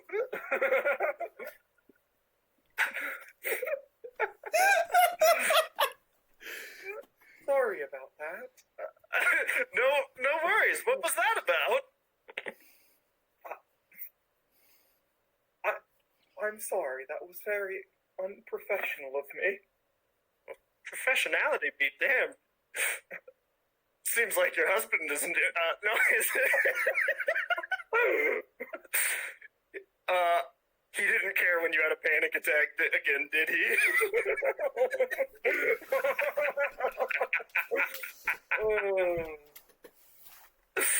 Flirt your way to success. Flirt your way to success. There's a specific meme about a line cook in mind right now. I think I know the one even. He did it again, huh?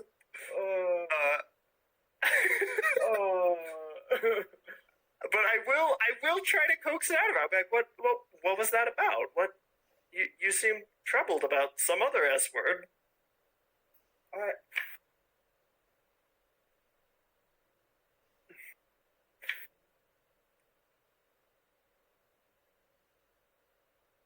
Sorry, I've been a little jumpy ever since.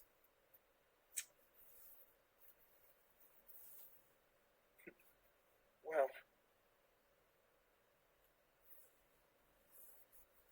I hope you won't think poorly of me, but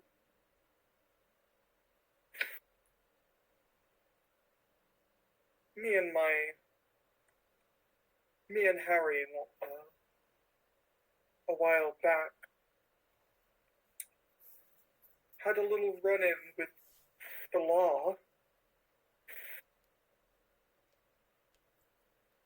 There was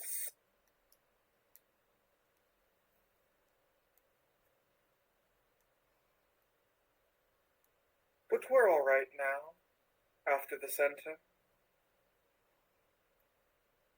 Run in with the law. Any persisting trouble? We are in the market for work. No, nothing's wrong at all. All will be well. I won't press. Well, thank you very much for the coin. And for the goods, how about you have the best day you can, Bethel? Thank you. And you have a wonderful day. I was so wrong. We gotta leave. I'm not quite sure I want to be as well as these people are. I misread the variety of freak.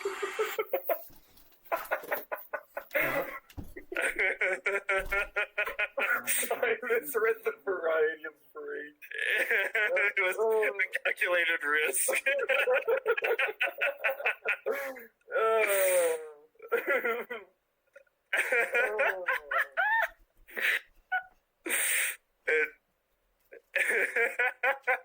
It went from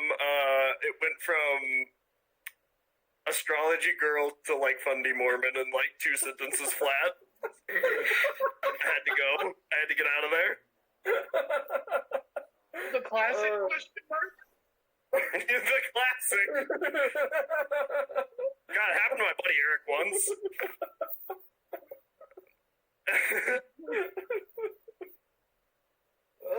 Jesus Christ.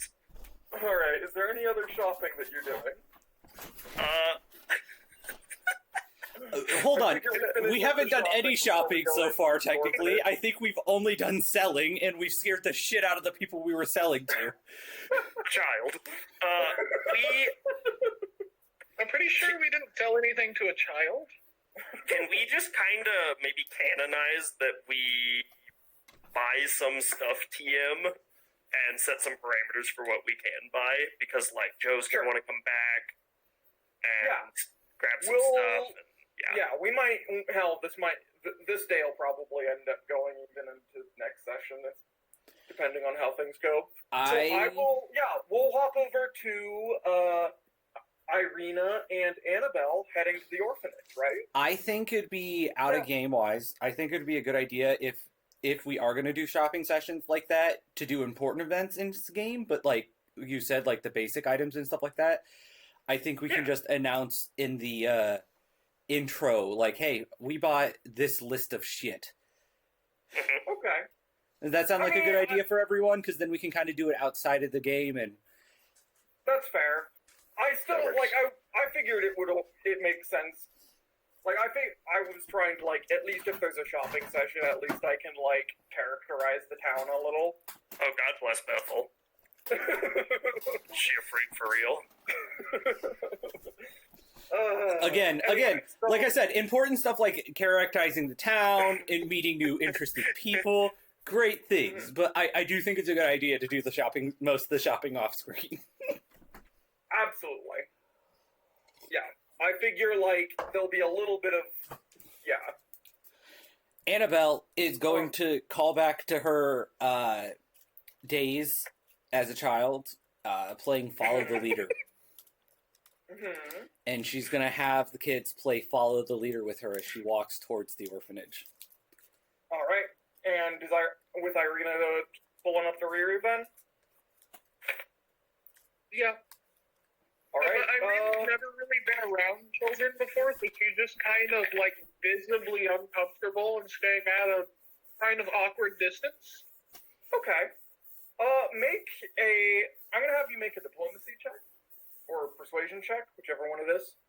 Who? Me or Irina? You, Annabelle. I'm gonna say. Although Irina is free to help.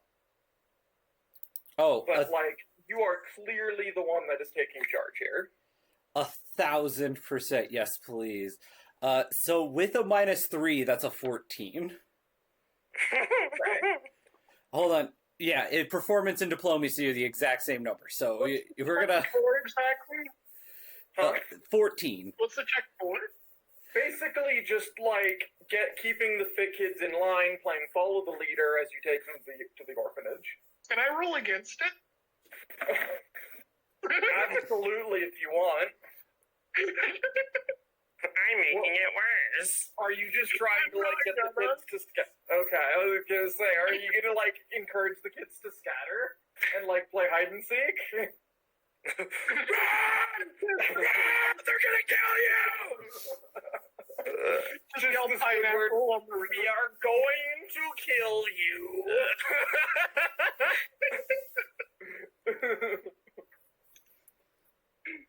There's bugs in your skin! Do you actually roll against this, or was that a joke?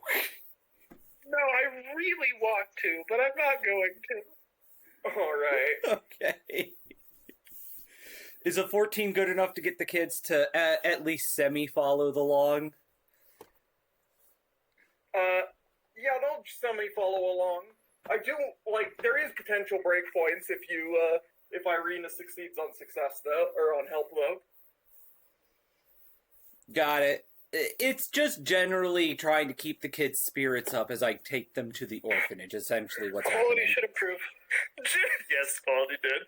Generally keeping the kids' spirits up while I send them to the orphanage is a great sentence. Again, very quotable night tonight. Very quotable. Very. Alright. But we're not going to take them with us. That's a death sentence. God, I don't want them to end up in the Strad files. Come on.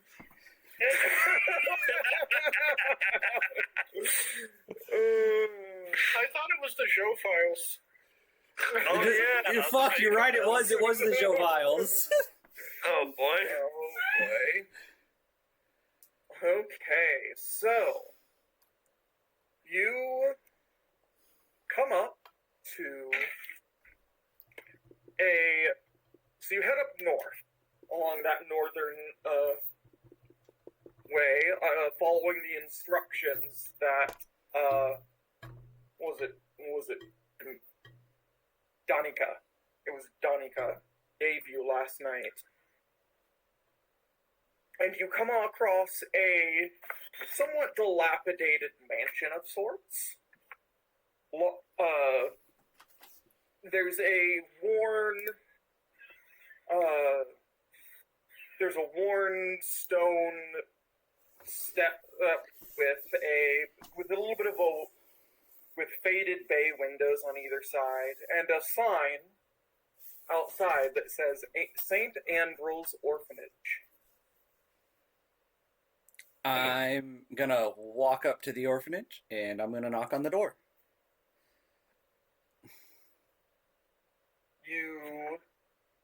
All right. I guess musical accompaniment on you. Excellent spell. Excellent spell. After It's a a cantrip. little bit, you hear a little bit of you hear a couple of footsteps, and you see a figure walking from the room on the right up to the door, and you are confronted with a older middle-aged woman with auburn hair streaked with gray, pulled back into a tight bun. Her face gives you is wrinkled enough, but her practiced stare at you feels like it wrinkles like it deepens every single wrinkle already on her face. She says, she is taken aback just a moment, just at your size. Is like, yes, can I help you? I see. Those are for me then. Yeah, sold to a hag, so... I see. Well then, she will lean a little bit over, talk to the eldest of the children. Is that what happened then? You were sold to someone who wanted to hurt you. and the child just kind of eyes kind of zoom out just a little bit, and then they just slowly nod. Her face softens a bit. I see. Well, come on in here. And Before the you two of three you as go well, away, we can get some paperwork done. before we You separate from the three. kids, Annabelle is going to stop and give each of them, hold on, I have the number, 2 silver each. Each of the kids, 2 to silver. win. Huh? Or Making the orphanage pay to win. Yeah. I see. All right, then, you three. She will open the door on the left and say, "Why don't you go and introduce yourselves to the other children? And I'll be there soon." They scurry off into what looks to be from the door a general living area. I didn't like the way you said that.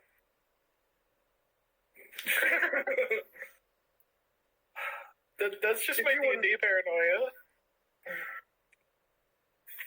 You've had too many evil DMs, apparently. AJ. If you wouldn't mind, the two of you. And she's going to guide you through the first floor hallway, past the pile of shoes, the pile of worn children's shoes, to a office. The plaque on the outside of the door reads, Headmistress Claudia Velasco. Pretty modest office space with a desk in front of a fireplace. There's some bookshelves lining the wall, and several books upon her desk, along with a couple piles of paperwork. The books, overall are largely, the books along the wall are largely just dense, official documents and such. But there's a couple on other topics.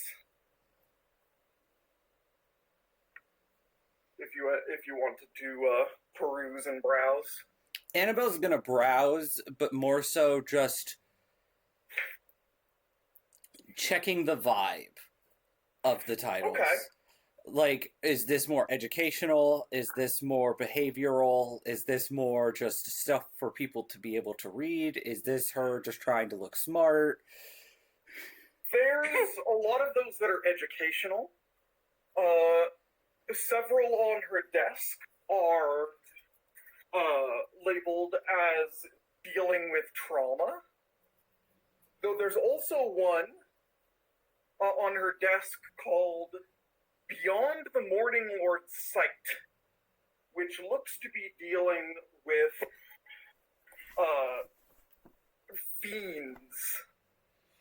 fiend worship.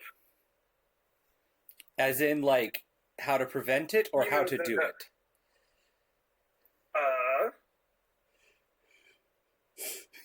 You'd have. It seems to be portraying demon and devil worship in a negative light. Cool. Yep.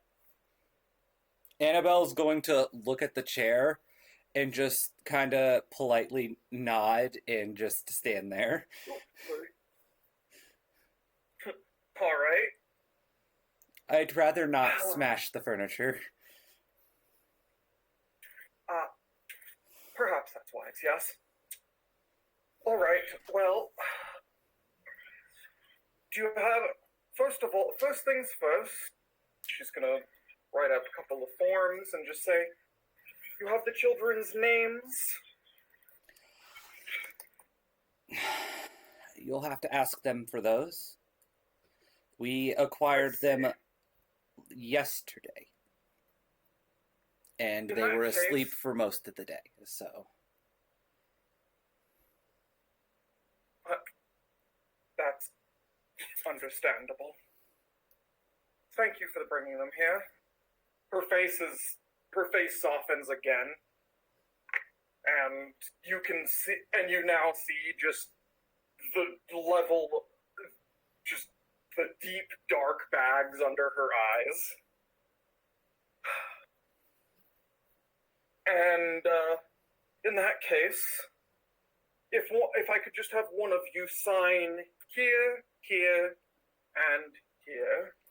Annabelle's going to read through the document and sign where she says.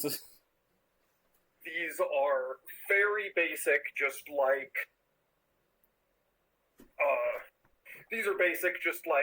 on this date, this child was admitted to this orphanage under the name of this, brought here by this person in these conditions.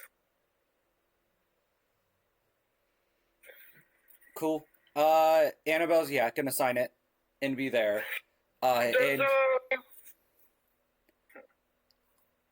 Irina have to put her name on it too, since she's here? Or no. No, she's just one of us. There is space for two people, but she isn't going to press for you to sign. Okay. So long as someone has. After Irina signing doesn't it, want a paper record of where she's been in case Strad decides to come knocking. I don't want to get dogs. Annabelle is going to look up. Strad's like, I'm at the airport waiting for you. Annabelle's going to look up at the headmaster and be like, is everything all right here, or is it a little tight?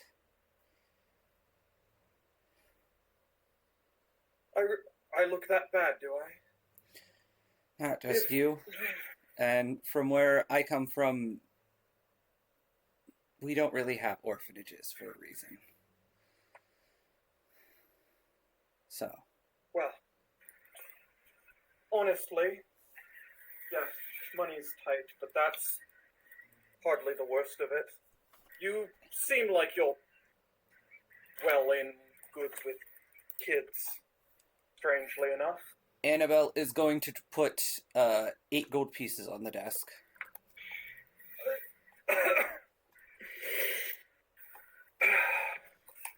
It's not much. Thank you, but You can't refuse charity. no, but it does make it harder for me to ask you more favors. Oh, no, feel free. Thank you. There's enough youngins dying around that we don't need people killing more of them. Yes. I really want to commit to the bit and say, especially not from Strad, out loud in character. Honestly, not long ago, just recently, we lost one of ours. He fell out the window upstairs. The gods have judged it to be a accident, but I don't know that that's true. And the children won't talk to me. Well, I'm the source of their structure and rules in life. You need an outsider to be able to talk to the kids and bypass the rule structure. Exactly. Normally, I just have Miliov take care of it. The kids love him, and he loves them in return very strongly. But he's been abed for days. I'm starting to worry about him as well. Hey, Irina, you said you had healing magic, right? well, it's very limited, but I can give it a shot. If nothing else, you could just if nothing else, you should report his. If you could also report his condition down to the priest at St. Andrew's Church. He's only a grave digger there, but I'm sure he's worried. Not having been to work. We were gonna head that way anyway, so sounds like a plan, and I am more than happy to talk with the children under one condition. She kind of gives you a questioning look. What's that? Barovia is not the safest. Allow us to stop him from time to time. We may not, well, my party may not be the greatest of influences, but we stand our own, and we've made it all the way here from the village of Barovia with someone that the devil is actively hunting in our party. She is looking immediately overloaded with information. Like, what do you? I raise my hand at that.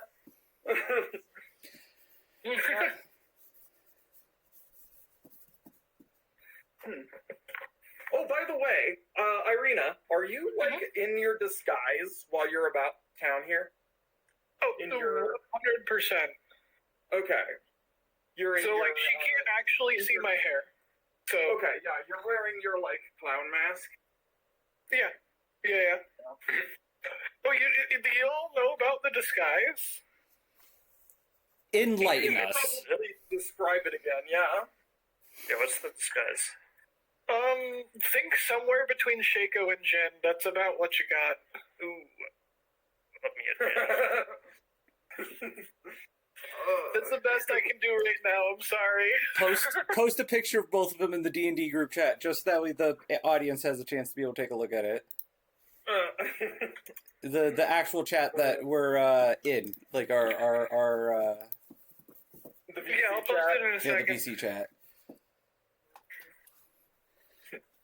We are talented, and we know how to defend ourselves, and we know a couple of tips and tricks that might help.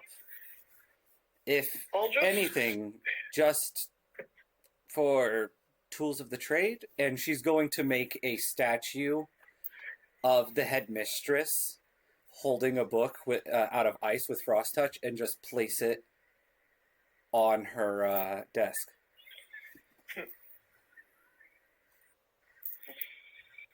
All right. It's not much, but little ones where I come from, when they normally end up in this situation, end up disappearing. And I'd rather not see a place that is helping them struggle. Okay, so like I as the DM am trying to like, what are you asking?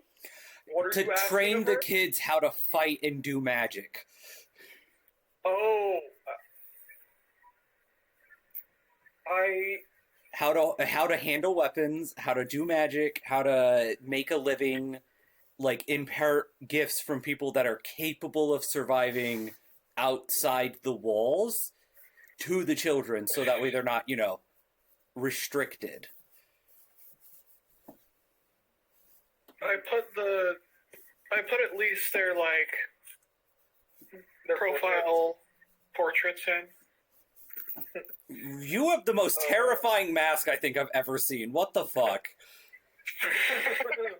Yeah, that's bold move walking into an orphanage wearing that. They'll never know you were here. From the top one with the clothing of the bottom one. Thank goodness for incognito. For I real. definitely have the Jin mask, which is the one up top. Still. Anyways. Oh yeah, it's a little scary, but I mean, I'm also carrying a base, so it's. So that evens it out. Definitely that would even it out. A It huge causes base that's people to clearly just kinda weighted. turn their heads instead of investigating. Don't look at that. All right.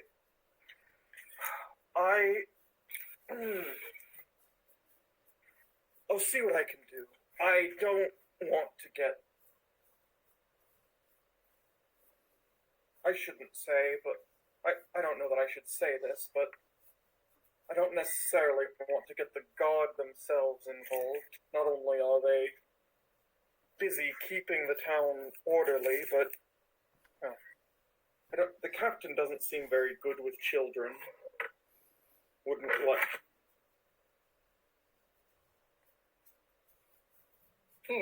Perhaps one of the hunters. The hunters I'll would be do a what I good can. choice. I think I don't know that I could do anything for magic. I'm talking about us teaching just as much as you trying to give them training. My so magic, young, but- the younger they learn it, the better they'll be at it. It's not exactly a skill you pick up in old age. Perhaps you're right. I'll think about it. All I ask. Now then, point the way to your friend, and shall I have a discussion with the kids? Pose it as saying goodbye to the 3 ones we're dropping off.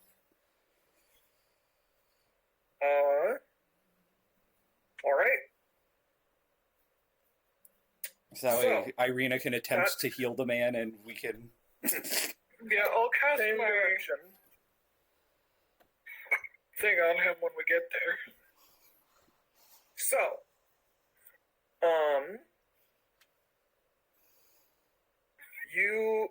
she takes you into the main living area, which is the door across from the hallway, and features there's an old couch in here, a few mismatched stuffed chairs, chests crammed with worn toys, and a couple of small dining tables surrounded by chairs. 3 young girls are along with the 3 young girls are crowded around a dollhouse in the south of the room and are encouraging the young girl that you brought here to join them. Meanwhile, an older boy is pacing the room with a toddler on each hip as he tries to soothe them. Another boy and girl are playing a game of tag are explaining the game of tag to the 2 other boys that you brought. There's an older girl sitting on the couch reading aloud to 4 more gathered toddlers. It is a den of chaos and noise in here. I can make it more chaotic and noisy. Good thing I sent you the There's a other fire! direction.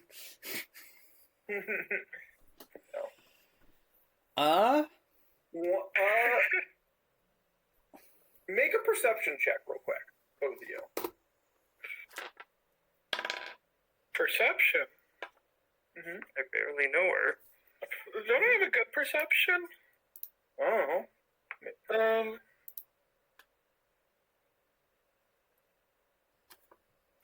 That's going to be a Alright. 19 for me. 19? Alright, I'll give it to you. Several of the children are spotting bruises up and down various limbs. Well, at least from Irina's perspective, that would require an additional insight to figure out some other shit, because this is Barovia. There is insight and perception are kind of the same. Oh, okay. They're rolled together. And the older girl that's reading is she's posed in a way that like her back is clearly bothering her. I'm going to start with the group of boys that are trying to play tag. Okay. I'm just going to have you make a general persuasion check again, or performance, depending on how you like. Meanwhile, I'm going to take Irina into Milyov's bedroom, which Cool. is on the far end in the back on the back left wall. There is a sparsely furnished bedroom with the floor covered with dirt. An old shovel lying on the ground at the foot of the bed. There's a sickly young man who's sleeping fitfully in the bed, covered in sweat from fever, and has blood and bile mixed on his lips. He looks That's not great. yellow and deathly pale. Doesn't look great, that's for sure. Mm-hmm. And he's still breathing, you're sure? he is fitful. Are you just going to cast the spell immediately, or are you gonna medicine check, or what? I'm not gonna cast it. Okay. Let me get the details.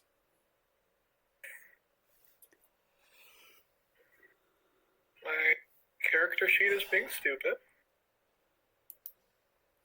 It applies fast healing too. Mm-hmm.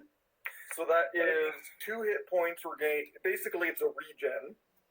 So it'll heal 2 hit points every round. For 4 rounds.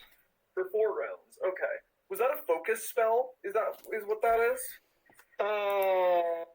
Let me click spells again. Boop, boop, boop, boop. Hymn of healing. Yeah. Okay. So you can regain that use just by spending 10 minutes just playing your music and focusing. Okay. It's I'm gonna do that for effectively sure. it's effectively like a key point, is what your focus points are. Neat. Yeah, a lot of classes have those. It's really cool. Nice. So, yeah. And probably something y'all should be taking advantage of, because it's literally free healing whenever you just... Anyway. So, you sing your hymn of healing, playing the guitar, and you attract actually a little bit of a crowd of the children who are listening to you playing music. A new person coming in, especially one as weird looking as you, and playing music for ostensibly their favorite person.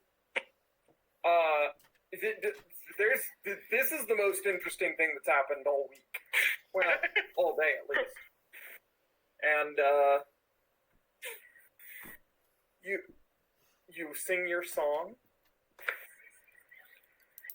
and you don't see anything change with Millie.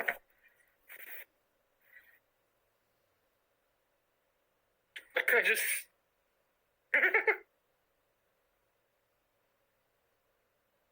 I was thinking about doing something really stupid and also funny. No way. Out loud, in front of all these kids, Irina just goes, shit, it didn't work.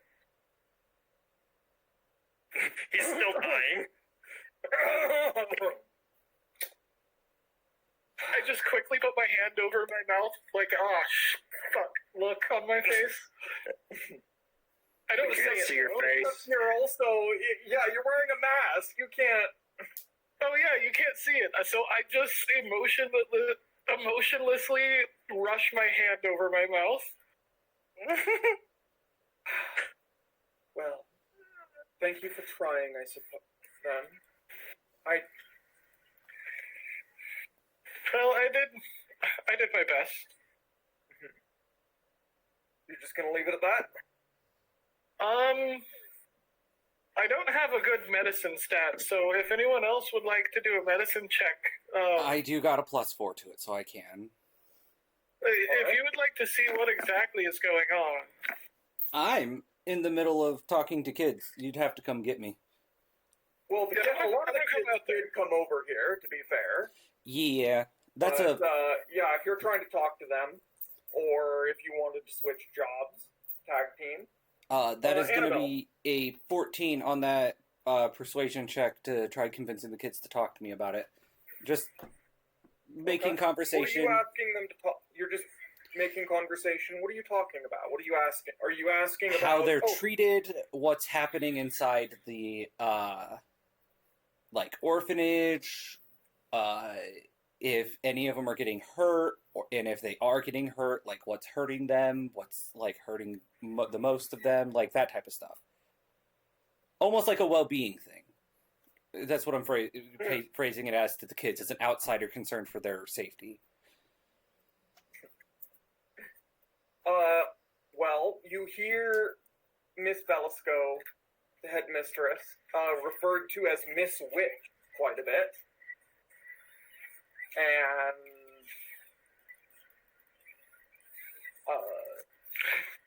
but Out of character, like if you're- super weird vibes about her, but in character, Irina knows nothing.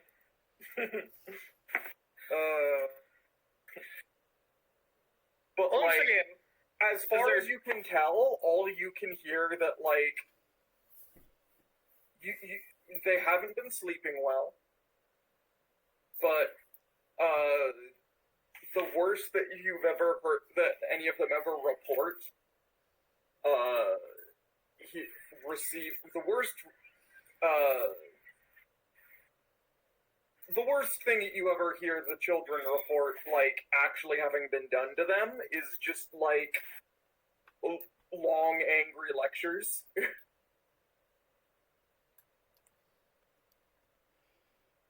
But there's also just... out of character, I think she was working with the hags. In character, Irina has no idea. But out of character, I think maybe. But that's just because old lady. I'm not gonna lie to you. I have old lady bias. If you are asking about, like, their... I'm trying to lead up to the death of the kid out the window. Okay. So you're leading up to that. Are you like asking about the bruises then too? A little bit of the bruises. Yeah, the bruises leading up to like what happened. I heard a kid fell out a window. Okay. So the kids generally are.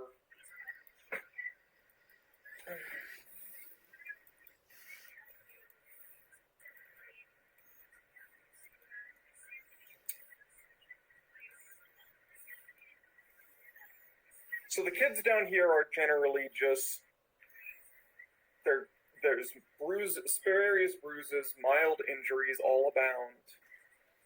None of the children have any idea how they received them. None of them have been sleeping well due to night terrors, though. And I would like to make an occultism check. go ahead. Annabelle gets bad vibes from that. Annabelle gets bad vibes. So maybe she's not with the hags, but maybe there's something else going on here. 23. 23. This could certainly be something occult. And actually, I'm going to combine that with you looking at Millihop, if that's reasonable. Sure. You're just because you're just kind of taking a holistic view of the whole situation around here, right? Yeah, I'm trying to piece together what's all happening. Millihop's disease. Good news, it's not contagious. Bad news, it's because his soul's being eaten. Hmm. Oh, that sounds much less solvable than I had previously imagined. Yeah, there is some sort of you're getting it's giving fiendish. Rictavio. It's giving Rictavio. So I'm gonna play it off. It's the meanest thing anyone's ever said. I'm gonna make a quick lap around to the kids that we brought back and ask if any of them want to learn the magic I know, which is like making those little ice sculptures and stuff. Oh, all around. Lots of interest. And then I'll say I'll see what I can do, and then I'm gonna walk up to the headmistress and be like, I think it's time we talk in the office again for a second.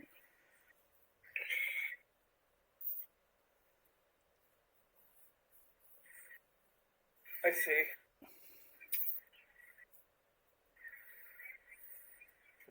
She actually, so yeah, you're just gonna go back. She will, over the course, I'm gonna say this probably happens over the course of an hour where you're talking with them, so she will probably already be in the office. Then I'm gonna come into the office, and I'm gonna, as I'm heading out, I'm gonna, like, look at Irina and be like, hey, you mind fetching the others? We'll meet up outside the orphanage. Alright. Yeah, I'm gonna do that. Alright, so, I'm just going, is it alright if I just time skip to Irina, running through the streets, and...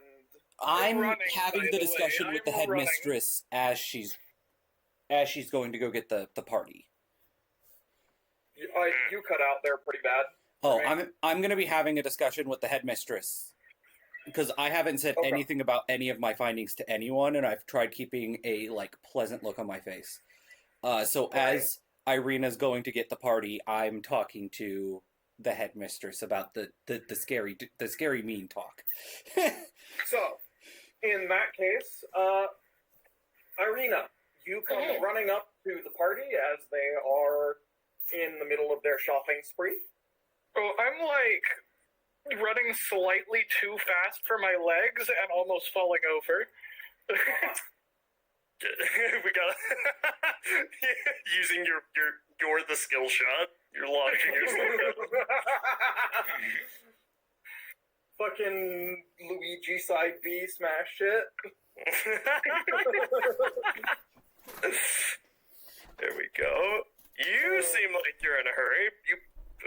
Orphanage gone wrong. I was just told to fetch everybody quickly, so I'm here. Something bad has happened, I think, or is going to happen, or will happen, or is happening. Alright. Unclear. Pineapple was not said until just now when I said pineapple, but not the same pineapple. It's different. It means yes. She's like super manic and just talking in run-on sentences. Well, how about you take this off my hands? I'm gonna hand her some booze. Say, and you work on that while we all calmly make our way back. If you are sent on your own, that means Annabelle can handle what's there on her own for at least a while. So we don't need to show up exhausted, breathless, and out of sorts. That's valid, yeah. Yeah. All I know is there was a very old man, and I tried to heal him, and it did not do anything, and he's, like, yellow. Okay, note. This guy, Miliov is like 19. Oh, Yeah, he's an aged out orphan essentially. Basically. that makes it worse. He was an orphan that got too old to be an orphan. Yeah, It was like, all right. you're aged down Good luck. now. You're faking it for attention now. Your parents Let's respawn at 18.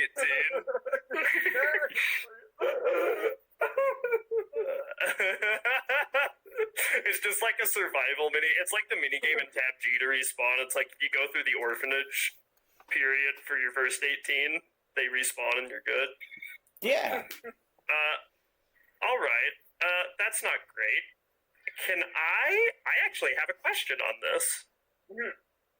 I think I am somewhat entitled to a baller check to see if I recognize these symptoms. I'm getting a little meta here because you said to Annabelle what they are. But it is true that those are very necrotic symptoms that are... Getting the soul sucked out of you is kind of exactly what the tithe did. Make a check with your necromancy lore. Okay. I will be kind of relaying the symptoms as well, so... Do I get any sauce for this being so directly related? Irina, make me a occultism check. What do I use for that?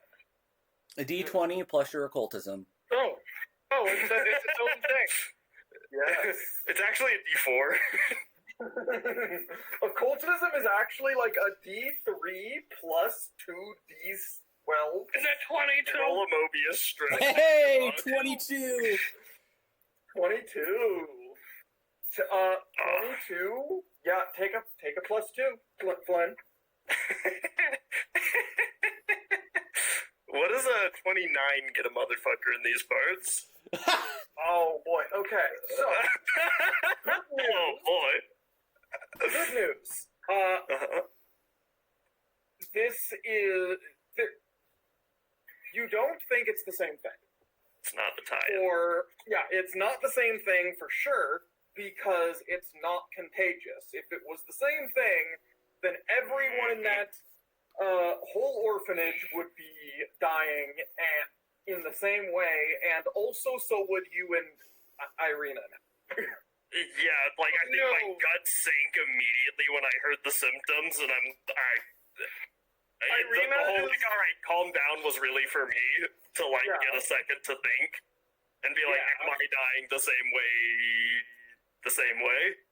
Yeah, in character, Irina goes, just like gets a shocked face and goes, "Oh no, Ghost is cursed." You should do a perception, actually, Irina. Maybe Uriel too. You know, I will do a perception. Uriel, you know Flynn a little bit better. Take a +1. Yeah. So I think I'm going to be needing to make an intimidation check on the headmistress when we swap back You know, to me. I'm using my heroic bullshit on this check. Do it. Fucking victories. We're gonna get back to you, Annabelle, in. Oh, I know. There was an 18 I know. that time. Totally worth it. What you 21 on the perception. Okay. An 18. It went from a 17 to an 18 for using your heroic point. Great work. Hell yeah. Would this be going up against your deception DC? Deception, I think, is reasonable. Or not even, no, because I don't think I'm trying to hide it. Genuinely, I think just like a 15-ish. Okay. It sounds like we see it. I am, Flynn is fully freaking the fuck out. I'm gonna do a little, sorry, I'm getting a little pedantic here. I'm gonna do, nice and doo-doo. Yeah, I'm just straight up adding frightened at some large value as a condition. I'll say, Irina, did anybody else suffer the same? Was anyone else afflicted like that? I need you to be very precise in your remembrance. No, nobody. Irina, you would have remembered the children, many of the children being covered in bruises and being bothered by injuries. Oh, I mean, I will say many of the youngins had unexplained bruises that, as far as were explained, not even they knew where they came from. They weren't sick like the other man, but we were standing a little close after I handed you the booze. I'm gonna shove you away. Like, don't fucking touch me. I didn't touch him. Don't worry. I respectfully will. I think Glenn, you, seen something I haven't. You were alive and conscious for the last 3 years, weren't you, Uriel? Half of Mostly. Brightson would have a strong argument to be worried right now. They would, if they were alive. Did I, just miss something about Brightson that you wrote down and I never got told about? the necromantic plague. There was a oh yes, the necromantic about- plague of Brightson. You don't know this one. Shut the fuck up. Yes, the necro HIV. Definitely we heard might of it. not have discussed this in session, but out of character, you would absolutely know. There was about 3 years ago? 2 or 3 years ago? In Brightson, there was some sort of an outbreak. There was an arcane disease, and it killed a couple of families at least. It was like it affected the members of the adventuring guild who contracted it, and then anyone they immediately contacted, I believe, within the first week or two, before we started to catch flies that it was spreading, and yeah. All right. I guess I didn't get the memo on that. It's not good. Let me look up what little I had canonized. I thought that, I remember that you kind of got a little bit of spark. I gave you a little bit of spark notes on that, but I don't think we. Yeah. I guess it didn't really get the full. I guess we've never got you the full lowdown of there was a No, I just thought there was way too many necromancers in the woods for some reason. There was precisely one. He was doing some nasty shit. The adventuring guild that we were both a part of, but at the time I wasn't. You might have been. Got commissioned to go take care of him. They took care of him. They came back. They had some sort of an affliction, known as the tithe. It was taking, by any measurable metric, about 1/10 of the life essence of anyone affected annually, with no real way to stop it. Yeah, and I think that we soft canonized that there were other necromancers around. That there was more. This wasn't an entirely isolated occurrence. The last woods TM. Yeah. The joke was that Brightson wasn't such a bright place after all. Yeah. It was a nasty affair. Which I guess if Uriel did not have any immediate kith or kin afflicted, it probably would have just been that was fucking weird. Yeah, there's 5 families. Yeah. 5 or 6 families just kind of got cordoned off like a leper colony. That was pretty weird. Okay. Alarming. Was the woman you talked to at the orphanage, was that Vasily? Is that me? I'm sure you're talking to Irina. Irina. What was her name? Oh, so the old lady at the orphanage? Yeah. Fuck if I know. Irina lights up a bowl. Irina, in the street. I don't know. I knew her as lady at the orphanage. That's the way my brain keeps track of people. Irina, make me an intelligence check. Not like that, Captain. Come on. It's 11. That's funny. Okay, you got above a 10. Claudia Belasco. Claudia Bellisco. Oh, right. It was kind of a recognizable name. Like, it sounds familiar. I feel like I've heard the name, but I don't know who it is. Brother. Oh. Damn, sis. See. Oh, that's all the information I got. You Claudia said no one else is Velasco. afflicted. Not that I could tell. Fuck.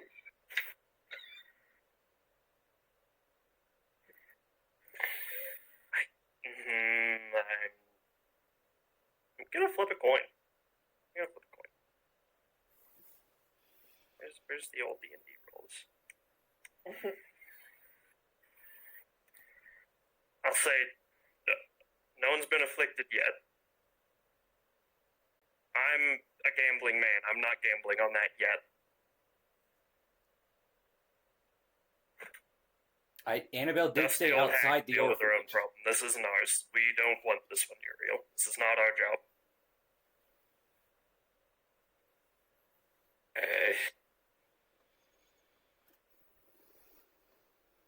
Okay, if it's really as bad as all that, then... I mean, Annabelle's still there, right?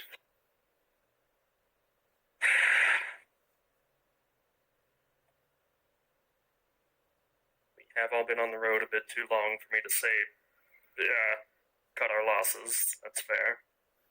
I mean, is it really cutting our losses even? I mean, how... This is supposed to be as much as civilized a place as can be found here in Barovia. You think an unstoppable plague is gonna be good news for us here? What I'm saying is Brightson had a few art galleries, for crying out loud. Civilization doesn't have much to do with it. Do we plan on staying here?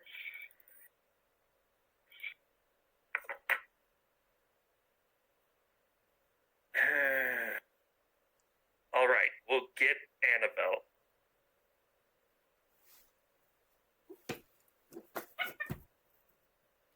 All right. Annabelle still is kind of there. Yeah. Yes, we need to get her out, at the very least, even if it is the same. So we'll throw rocks at the window until they open it, and then we say, hey, come out here, so we don't have to go in?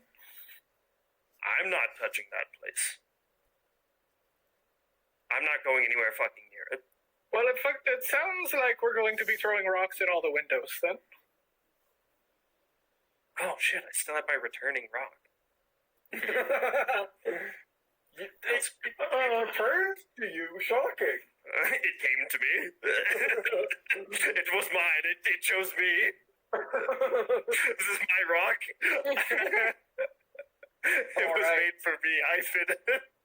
So we're going to go back to Annabelle. Annabelle, you said something about an intimidation check against the orphanage headmistress. Annabelle is going to come in, close the door behind her, latch it, calmly walk up to the desk, place her hand on the demon book, and use frost touch to coat the entire area around the book and her hand and on top of the book in chilling mist as she turns it. So, about this illness. Is that... Make your intimidation check.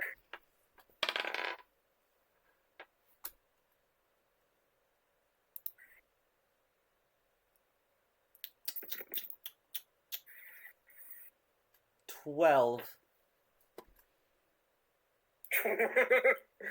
Actually, you know what? I want a hero point for this one. For playing bad cop, bad cop, bad cop. For real. Like, Annabelle never plays bad cop. There we go. 19. That's real.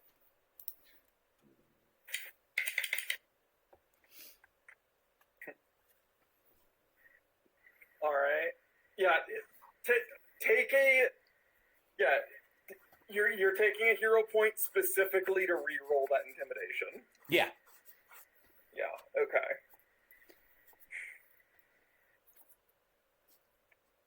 So...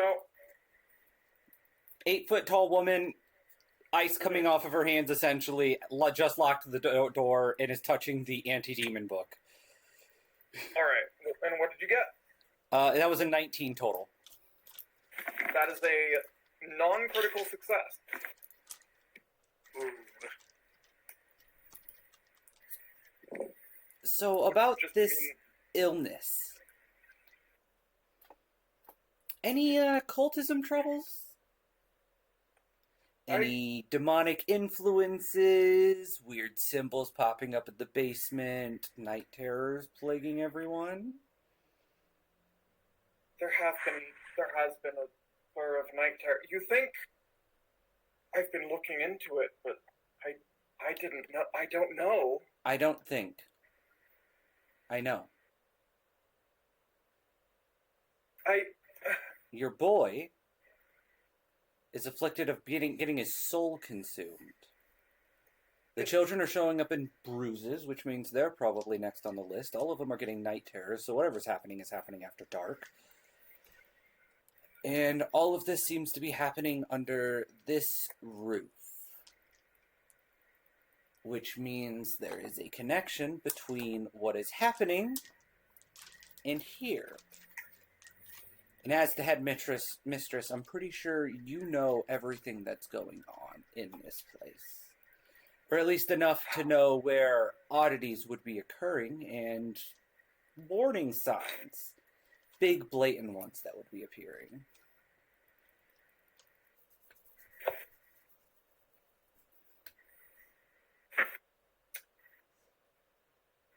Alright, you succeeded on the intimidation. Alright, so she's going to, out of her pocket, pull a small locket. Annabelle's going to hold out her hand. One of the children came in a few months ago. His parents were brutally murdered, but the killer was never found.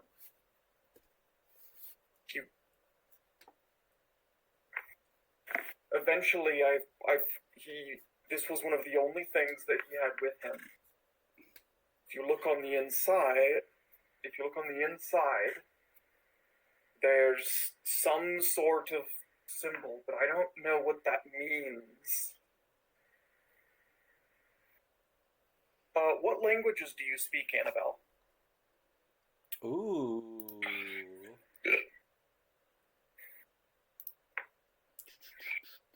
Where would languages be written at? It's in one of the farther right tab on Wanderer's Guide. I don't know know if Common, Find it. Jotun, Ancestral Ostarian, Demonic, and Dwarven. Yeah, it's in demonic. Oh shit! Yeah, Annabelle's And, going to take that up and be like, you seem to have let in a ride-along.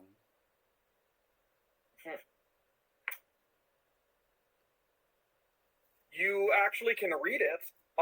It says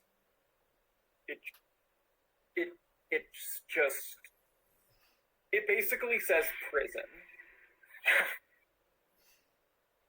Normal. What a normal thing for it to say. What is it an object? What is It is the a thing? it is a open locket with no internal picture. Oh What a no, normal this is thing to have on a normal item. This is much worse. Yeah, and Annabelle is gonna walk over to the window while looking at the locket and then close it. And she's gonna... Did the kid Instant interact rock with this? on the window. You guys still got a minute. That was Chekhov's window. It'll come back. She's staring out the window towards the front door, and she's gonna ask, so the kid who's sick, did he interact with this locket directly?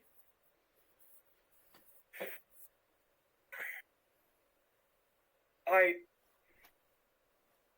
don't know. How about the kid? He was wearing it. Anything weird about him? Doesn't quite fit in? A little rougher than No. the others? Less or more appetite than normal? She fiddles with one of the books on trauma. Ow! Fuck! I kicked a fucking desk. Blunt trauma. That is in character. The Book of Blunt Trauma. What's this one? Ow! It gives you a physical lesson, yeah. Oh, Quinn. Okay, I'm gonna. Where the fuck?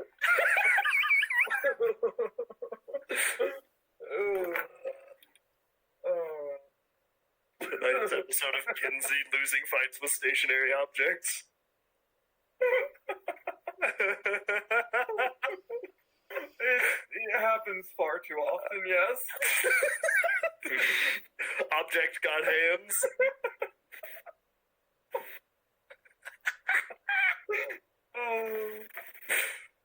Inanimate objects being not precisely where I expect them to be is a theme of my life, yes. Can happen to you.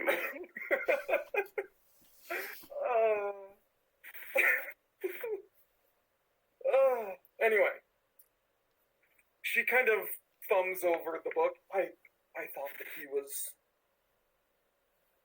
traumatized by the sheer violence of his parents' death, Felix, but he doesn't interact with the others very well, and they don't seem to like him. I've been worried that there's something wrong with him, but There is. who am I to... I didn't...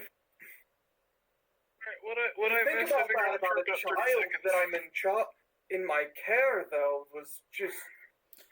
You want to know what it sickened says? me. The language in the locket.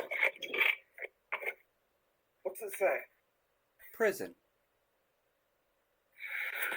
No picture, silver. Prison written on the inside. I'm guessing somebody was locked up in here and found a vessel when a curious child opened it. That's my number one guess. He could just be hiding.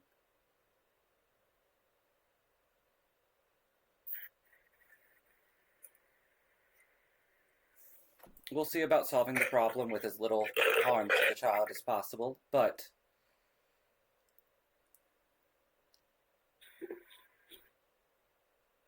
But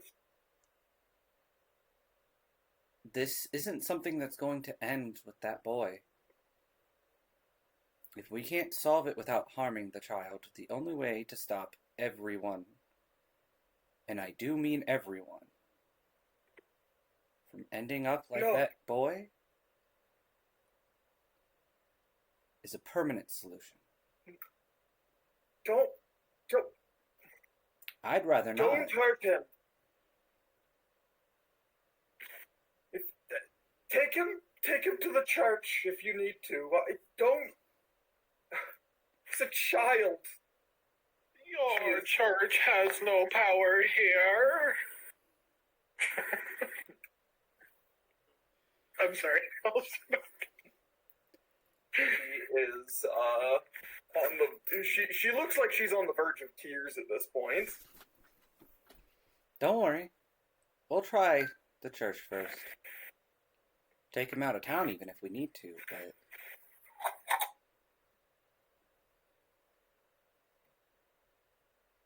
And she's gonna. Annabelle's gonna turn back around to the mistress at this point. Mm-hmm. Sometimes you have to cut the plague off at patient 0. I'm just trying to prepare you for that in probability.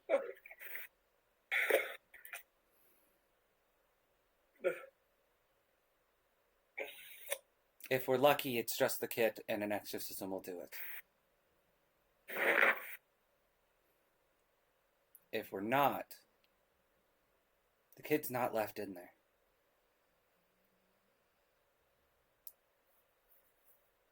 Demons don't tend to play well with others in the bodies they inhabit.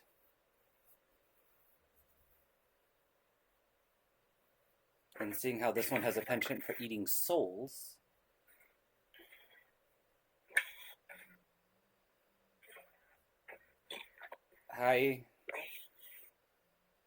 worried is not the correct terminology. My friends are coming. I'll talk to them and see what we can do. As you step out the door and close the office door behind you, stepping out the front steps to meet your friends, you hear the headmistress beginning to sob in her desk chair.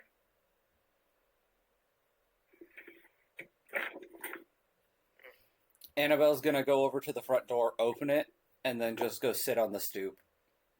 Like, close it behind her, of course, but she's gonna just go sit on the stoop and brood for a second while the party, waiting for the party to come. All right. So the three of you come up and you just see Annabelle with a grave look on her face, sitting on the stoop of the door, or sitting on the stoop of the orphanage. All right, sit rep. Oh no, did someone die? Irina just crassly says. Annabelle is playing with the locket in her hand. Oh, nice locket. Where'd you get that? From the headmistress. Oh, nice! Flynn, Did you seem did to you look figure it shaken. out, then? I'm Some sort of guessing reward? you were told about the symptoms? You seem to know a lot about necromancy, and I don't think this is too far off. No, it isn't at all, actually. I got some good news. What's the good news? I'm going to Sure. pop open the locket, or I'm not going to pop open the locket. I'm going to toss the locket to Flynn. Okay, good. That's a good side. What does it say? Prison. And demonic. Chances of necromancy has just gone down. You Annabelle make a perception. Me make a perception? Okay. Low ass DC. It's like -2 DC for here. That's good, because I rolled a 7. She's just the investigator one. Just don't get a 1. That's a 21. That's a 7. Yeah, that's for Annabelle. Hey, you didn't get a 1. Oh. Flynn's hand is shaking while he's looking at the locket, and you're talking about like possible causes. A child witnessed a brutal murder that no one was ever convicted for or caught for. Acts weird, avoids the other children. The other children don't like him. He's awfully violent. And I have a feeling whatever was in the locket started with the child, and then the mother, and then the father, and then came here, and is now working on a 19-year-old boy. Well, I mean, he's getting better at it. Living tithe. Literally. The- I think he might have You say that consumed like the you've seen boy. this before. Have. Does I forget, we're not all from the same neck of the woods. Yeah, Uriel and I can attest to this. We ran into something called the tithe. It was necromantic in origin. It was a ritual. I suppose there's no real way to say if it was or wasn't demonic in root. I'll just go over the symptoms. I'll go over the whole story. It was the Adventuring Guild, the Wayfinders Guild. It was them and my father. He wasn't a member, but he worked with them. They were all a troop was sent to the wood to clear the troubles within, and the troubles within were necromancy. It was sapping the life from the forest. They dealt with him one way or another. And when they came back, things were wrong. Minutes took the toll of hours, hours took the toll of days, days took the toll of months. Well, A tenth we found by the clerics, a tenth of their essence every year. Withered, gone. Couldn't trace it, we couldn't restore it. It was just gone. This one seems to be progressing a little faster. Which makes Faster me think... and localized. It was contagious. It spread by touch, by touch. Yeah, I think this one's a direct feeding. do you know how to stop it? How of a cure? We let them all die out, Irina. We let them all die out. It took the better part of a year and a half. Well, it Doesn't takes sound their like the same soul, thing. correct? If it's the soul, what if we just turn them into a lich? Then they can't. Does Annabelle know about liches from her father? Like, even just basic knowledge of what a lich is? Annabelle would have heard of incredibly powerful evil spellcasters who undergo an insane ritual to trap their souls outside of the natural cycle of life and death. So yeah, like I'm probably getting punched, but So you're getting slapped in the back of the head. yeah, I know. Just fully slapped in the back of the head. Annabelle is immediately going to stand up at that, walk over to Irina, and it's not in the back of the head. It's directly to the cheap, open palm. It's the airplane line of people like slapping her and shaking her. It literally just walking up as she says it. 3 times. Annabelle is going to make eye contact with Irina and then just fucking hand it to her. And then she's gonna point at Irina and be like, they're no better than a fucking vampire. They steal life force. They trap themselves inside vessels. Annabelle's gonna look over at the silver locket, and let's hope to fucking God that that's what we're not dealing with, that we're dealing with a demon over a lich. Oh, I hadn't even considered that. Hellish writing. And what if lichdom requires hellish intervention? Oh, you shouldn't have said that, Annabelle. It fits the part. What if this is a reawakening, which is why it's so fucking localized? This one was a shit lich. Or, if we're lucky, it's a fucking demon that was trapped into the locket and we can exorcise it. Regardless, I see the same course of action to be able to help the child, everyone in here, and the boy. There's a church close by, famous for its healing capabilities. Bring the boy there. Worth noting, the one that's famed for healing capabilities is in Kresik. Yes, that Annabelle was was thinking of that. Yeah. Okay, just wanted to make sure we were on the same page.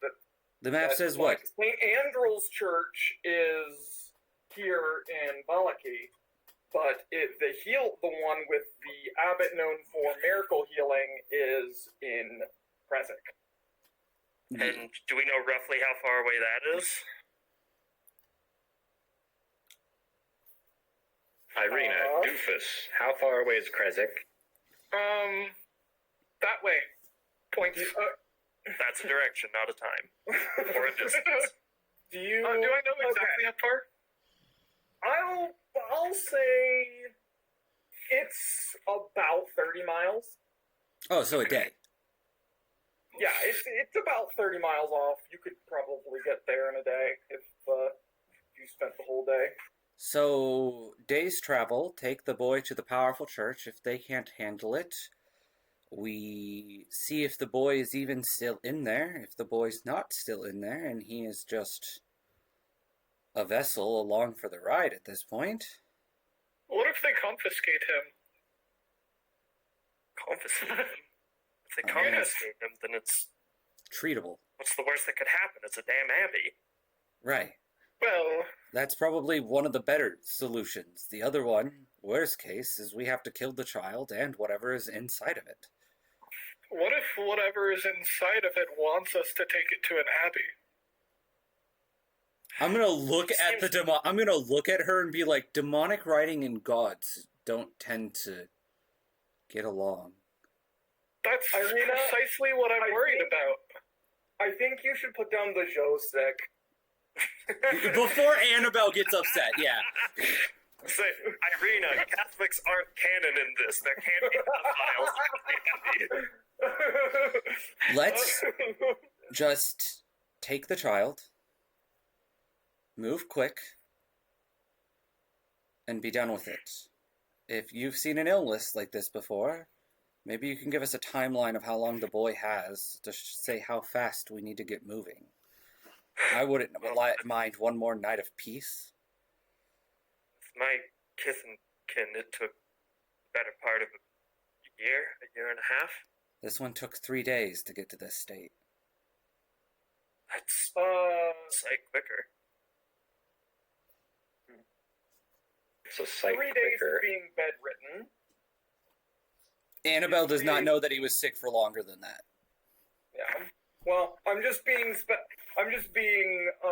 sure that, like, hey, I'm just making sure that you know that, like, hey, this is the timeline that I was.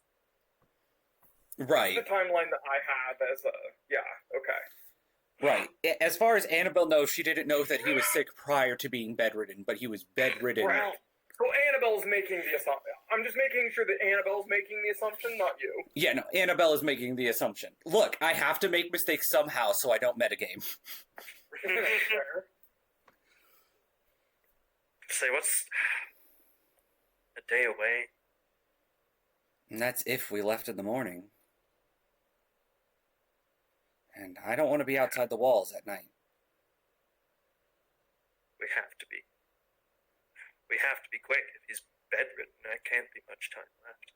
I'm under no assumptions this is...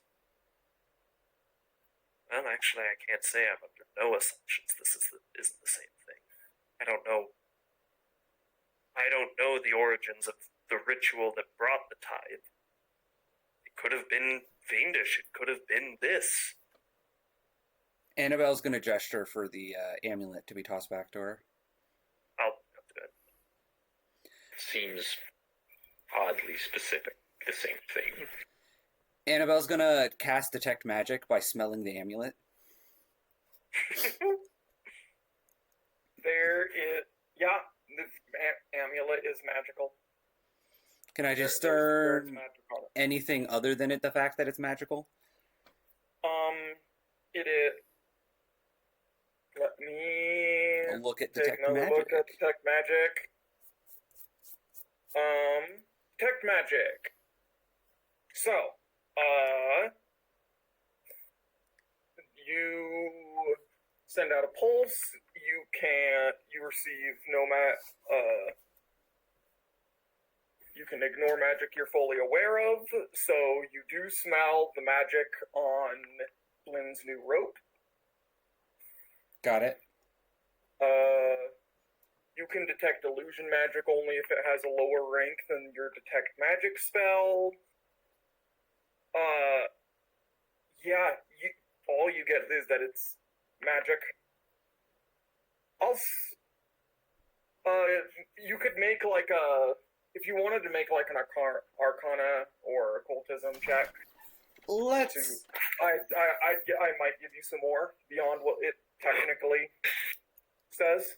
let's go with Arcana this time around.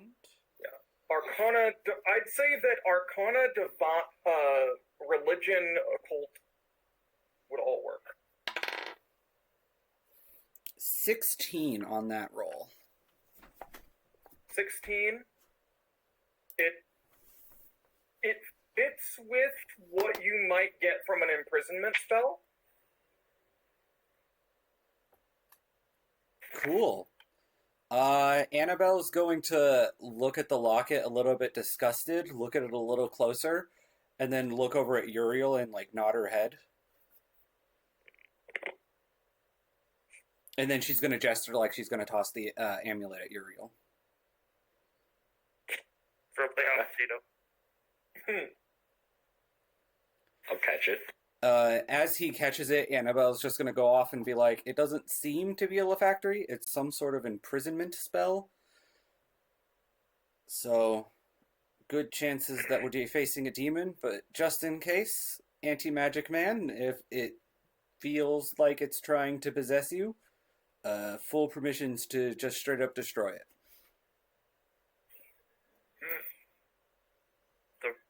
The locket might be the... Well, it seems like it is the prison, if that's what the writing is hinting at. Regardless, though, I think the person without magic should be holding on to it until we need it, because he's the least likely to use it or accidentally trigger it. That's fair. Least likely is a polite understatement. Right? I know you all think I don't, well, it is not inaccurate to say that I don't approve any kind.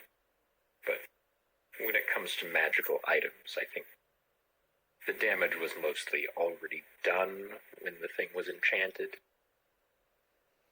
Yeah. I'm gonna go in and grab the boy, though, if we have to leave so urgently. Else we have... Alright. Perhaps we return to Valaki after, but this has to happen. Yes, we have to be quick. We can't can let return this here slip after, by. but this is not something that seems to be time on our side related. No, Irina, did you have anything terribly pressing here in city limits beyond No. shelter? Not really. I had nothing pressing. The plan was to go to a tavern and get shit-faced, and then that's about it. Just wait. Well, Alright. You've checked that one off, actually. Yes, so plan success. Alright. Can I get another Band-Aid before we, Yes, here. Do you want to roll the medicine check for this one, or do you want me to? I kind of do. I think Flynn needs to be busy right now. 19. Roll the... Ooh. nice. You, alright, yeah, I mean, yeah. So, yeah, take 2d8. And And this seems like a good time to hold it off to the next session, honestly. can we Yeah, grab the I child agree. before we start heading off? So That we're way we can get Joe in on things, because she hasn't had any input on this plotline so far. ooh, that's a good point. That's a real good point. Yeah. You're going to the Abbey. Ooh. Real quick before we go, Mhm. Flynn will go back, get his supplies ready. I have Frightened 2 right now. I'm just gonna keep that on until further notice. Annabelle alright. will also take the time as because she's going to go and she's going to talk to the headmaster and be like, we're going to take her to the Abbey, or take the child to the Abbey. She's going to take that time that the headmaster composes herself, because she's going to give her the time to swap out some spells, because she's in passive mode. She's going to swap over to combat mode.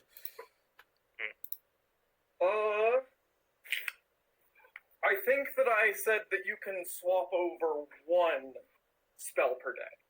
Yes, and I will gladly do that. I know which spell I'm swapping. I'm swapping out mend for exploding Earth. For unmend. It's the snowball with a rock in it. That's very funny. Yeah. I have done very well theming Annabelle's spell list and combat capabilities. I'm not fucking it up. That's so fucking funny. So, the Alright. other thing is, Uh-huh. I just had it outside a game. How are we feeling? Yeah, Sorry, what like, was that? I didn't hear you. I had to take out my I headphones think for a that second. was just alright, how'd that all feel? Oh, it's great. No, this is good. That This is was, good. yeah. There is Hoi. I have one more thing. I have perils of spellcasting lore. Ooh. I think that might actually be applicable to this situation. I think it is too. It's the like clenched fists on the two muscular arms. It's Flynn's necromancy and your perils of spellcasting lore. Like those two. I think this is actually a really good time to like quickly roll that, as Uriel has the item I literally said has an imprisonment spell on it. Right. Like, is there...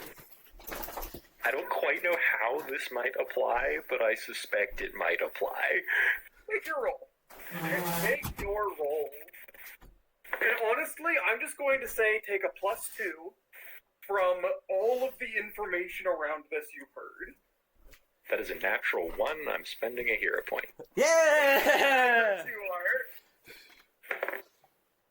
That is a 19 for a total of 23, if I'm getting a +2. 23. Perils of Spellcast. Okay. Items like this often come about from clerics who are not strong enough to destroy a demon and instead just ferret away the problem to eventually come up later. Nova! It is very likely that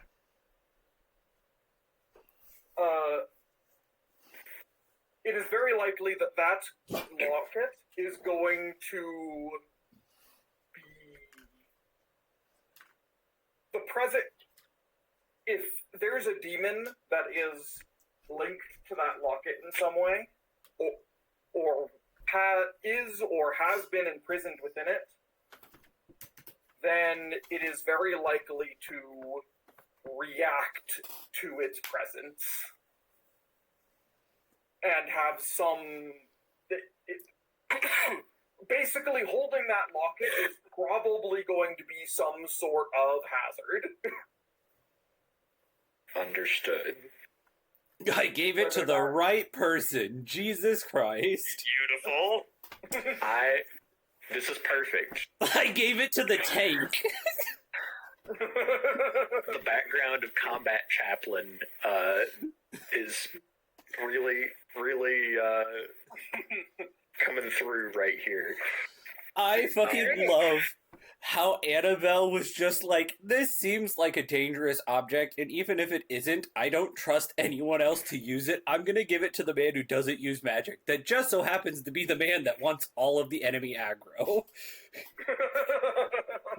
I'm just gonna, like, look at this and think for, like, 30 seconds and then go, yeah, it's best if I hold on to this. Oh my god. Oh. God. Annabelle feels so bad for this fucking headmaster right now, but at the same time, the demon's gotta go. Oh, that was such like a. Oh, damn! That was a really good speech, honestly. Mm-hmm. Just like you walking up to the window. I'm just imagining like your hands clasped behind your back, just Very- being very Star just Wars. giving exact fairy stuff. Yes, it is Kenobi and Padme, just like, yep, gotta go kill Anakin, sorry, bud. Yeah. like the sorrow tome of like, hey, something has to be done, and you might not like the result. I'm just giving you the warning, so it's not a surprise if we come back and say, fuck, the kid is dead, sorry. She feels so fucking bad about all of this. Also, I thought the intro of like locking the door behind her with like the intimidating book movement. Oh, that was.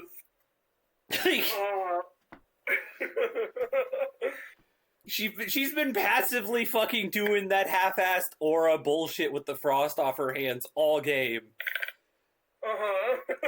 I'm real glad I got to use it for something other than just aura farming. As if this wasn't somewhat. Oh, it definitely was, but it had a dual purpose this time. Oh yeah. I appreciate that the speech was well received. Excellent shit. Because I didn't know how to go about this. I literally was flying off the seat of my fucking pants. Hey, Jason. Well, it was so funny the way you guys brought that up of like, yeah, it's sucking the damn soul out of him bit by bit. Like, oh wait, the Nom flashbacks. Right! Honestly, this seems like this storyline so far. It is connected so many of our fucking backstories together, it's not even funny. Yeah. It is straight up like it's been like written for y'all. Like, This is very good. I I have some ideas for Flynn's during next D&D. session. Okay. I fucking Yeah. absolutely love this. Ending recording now. Oh,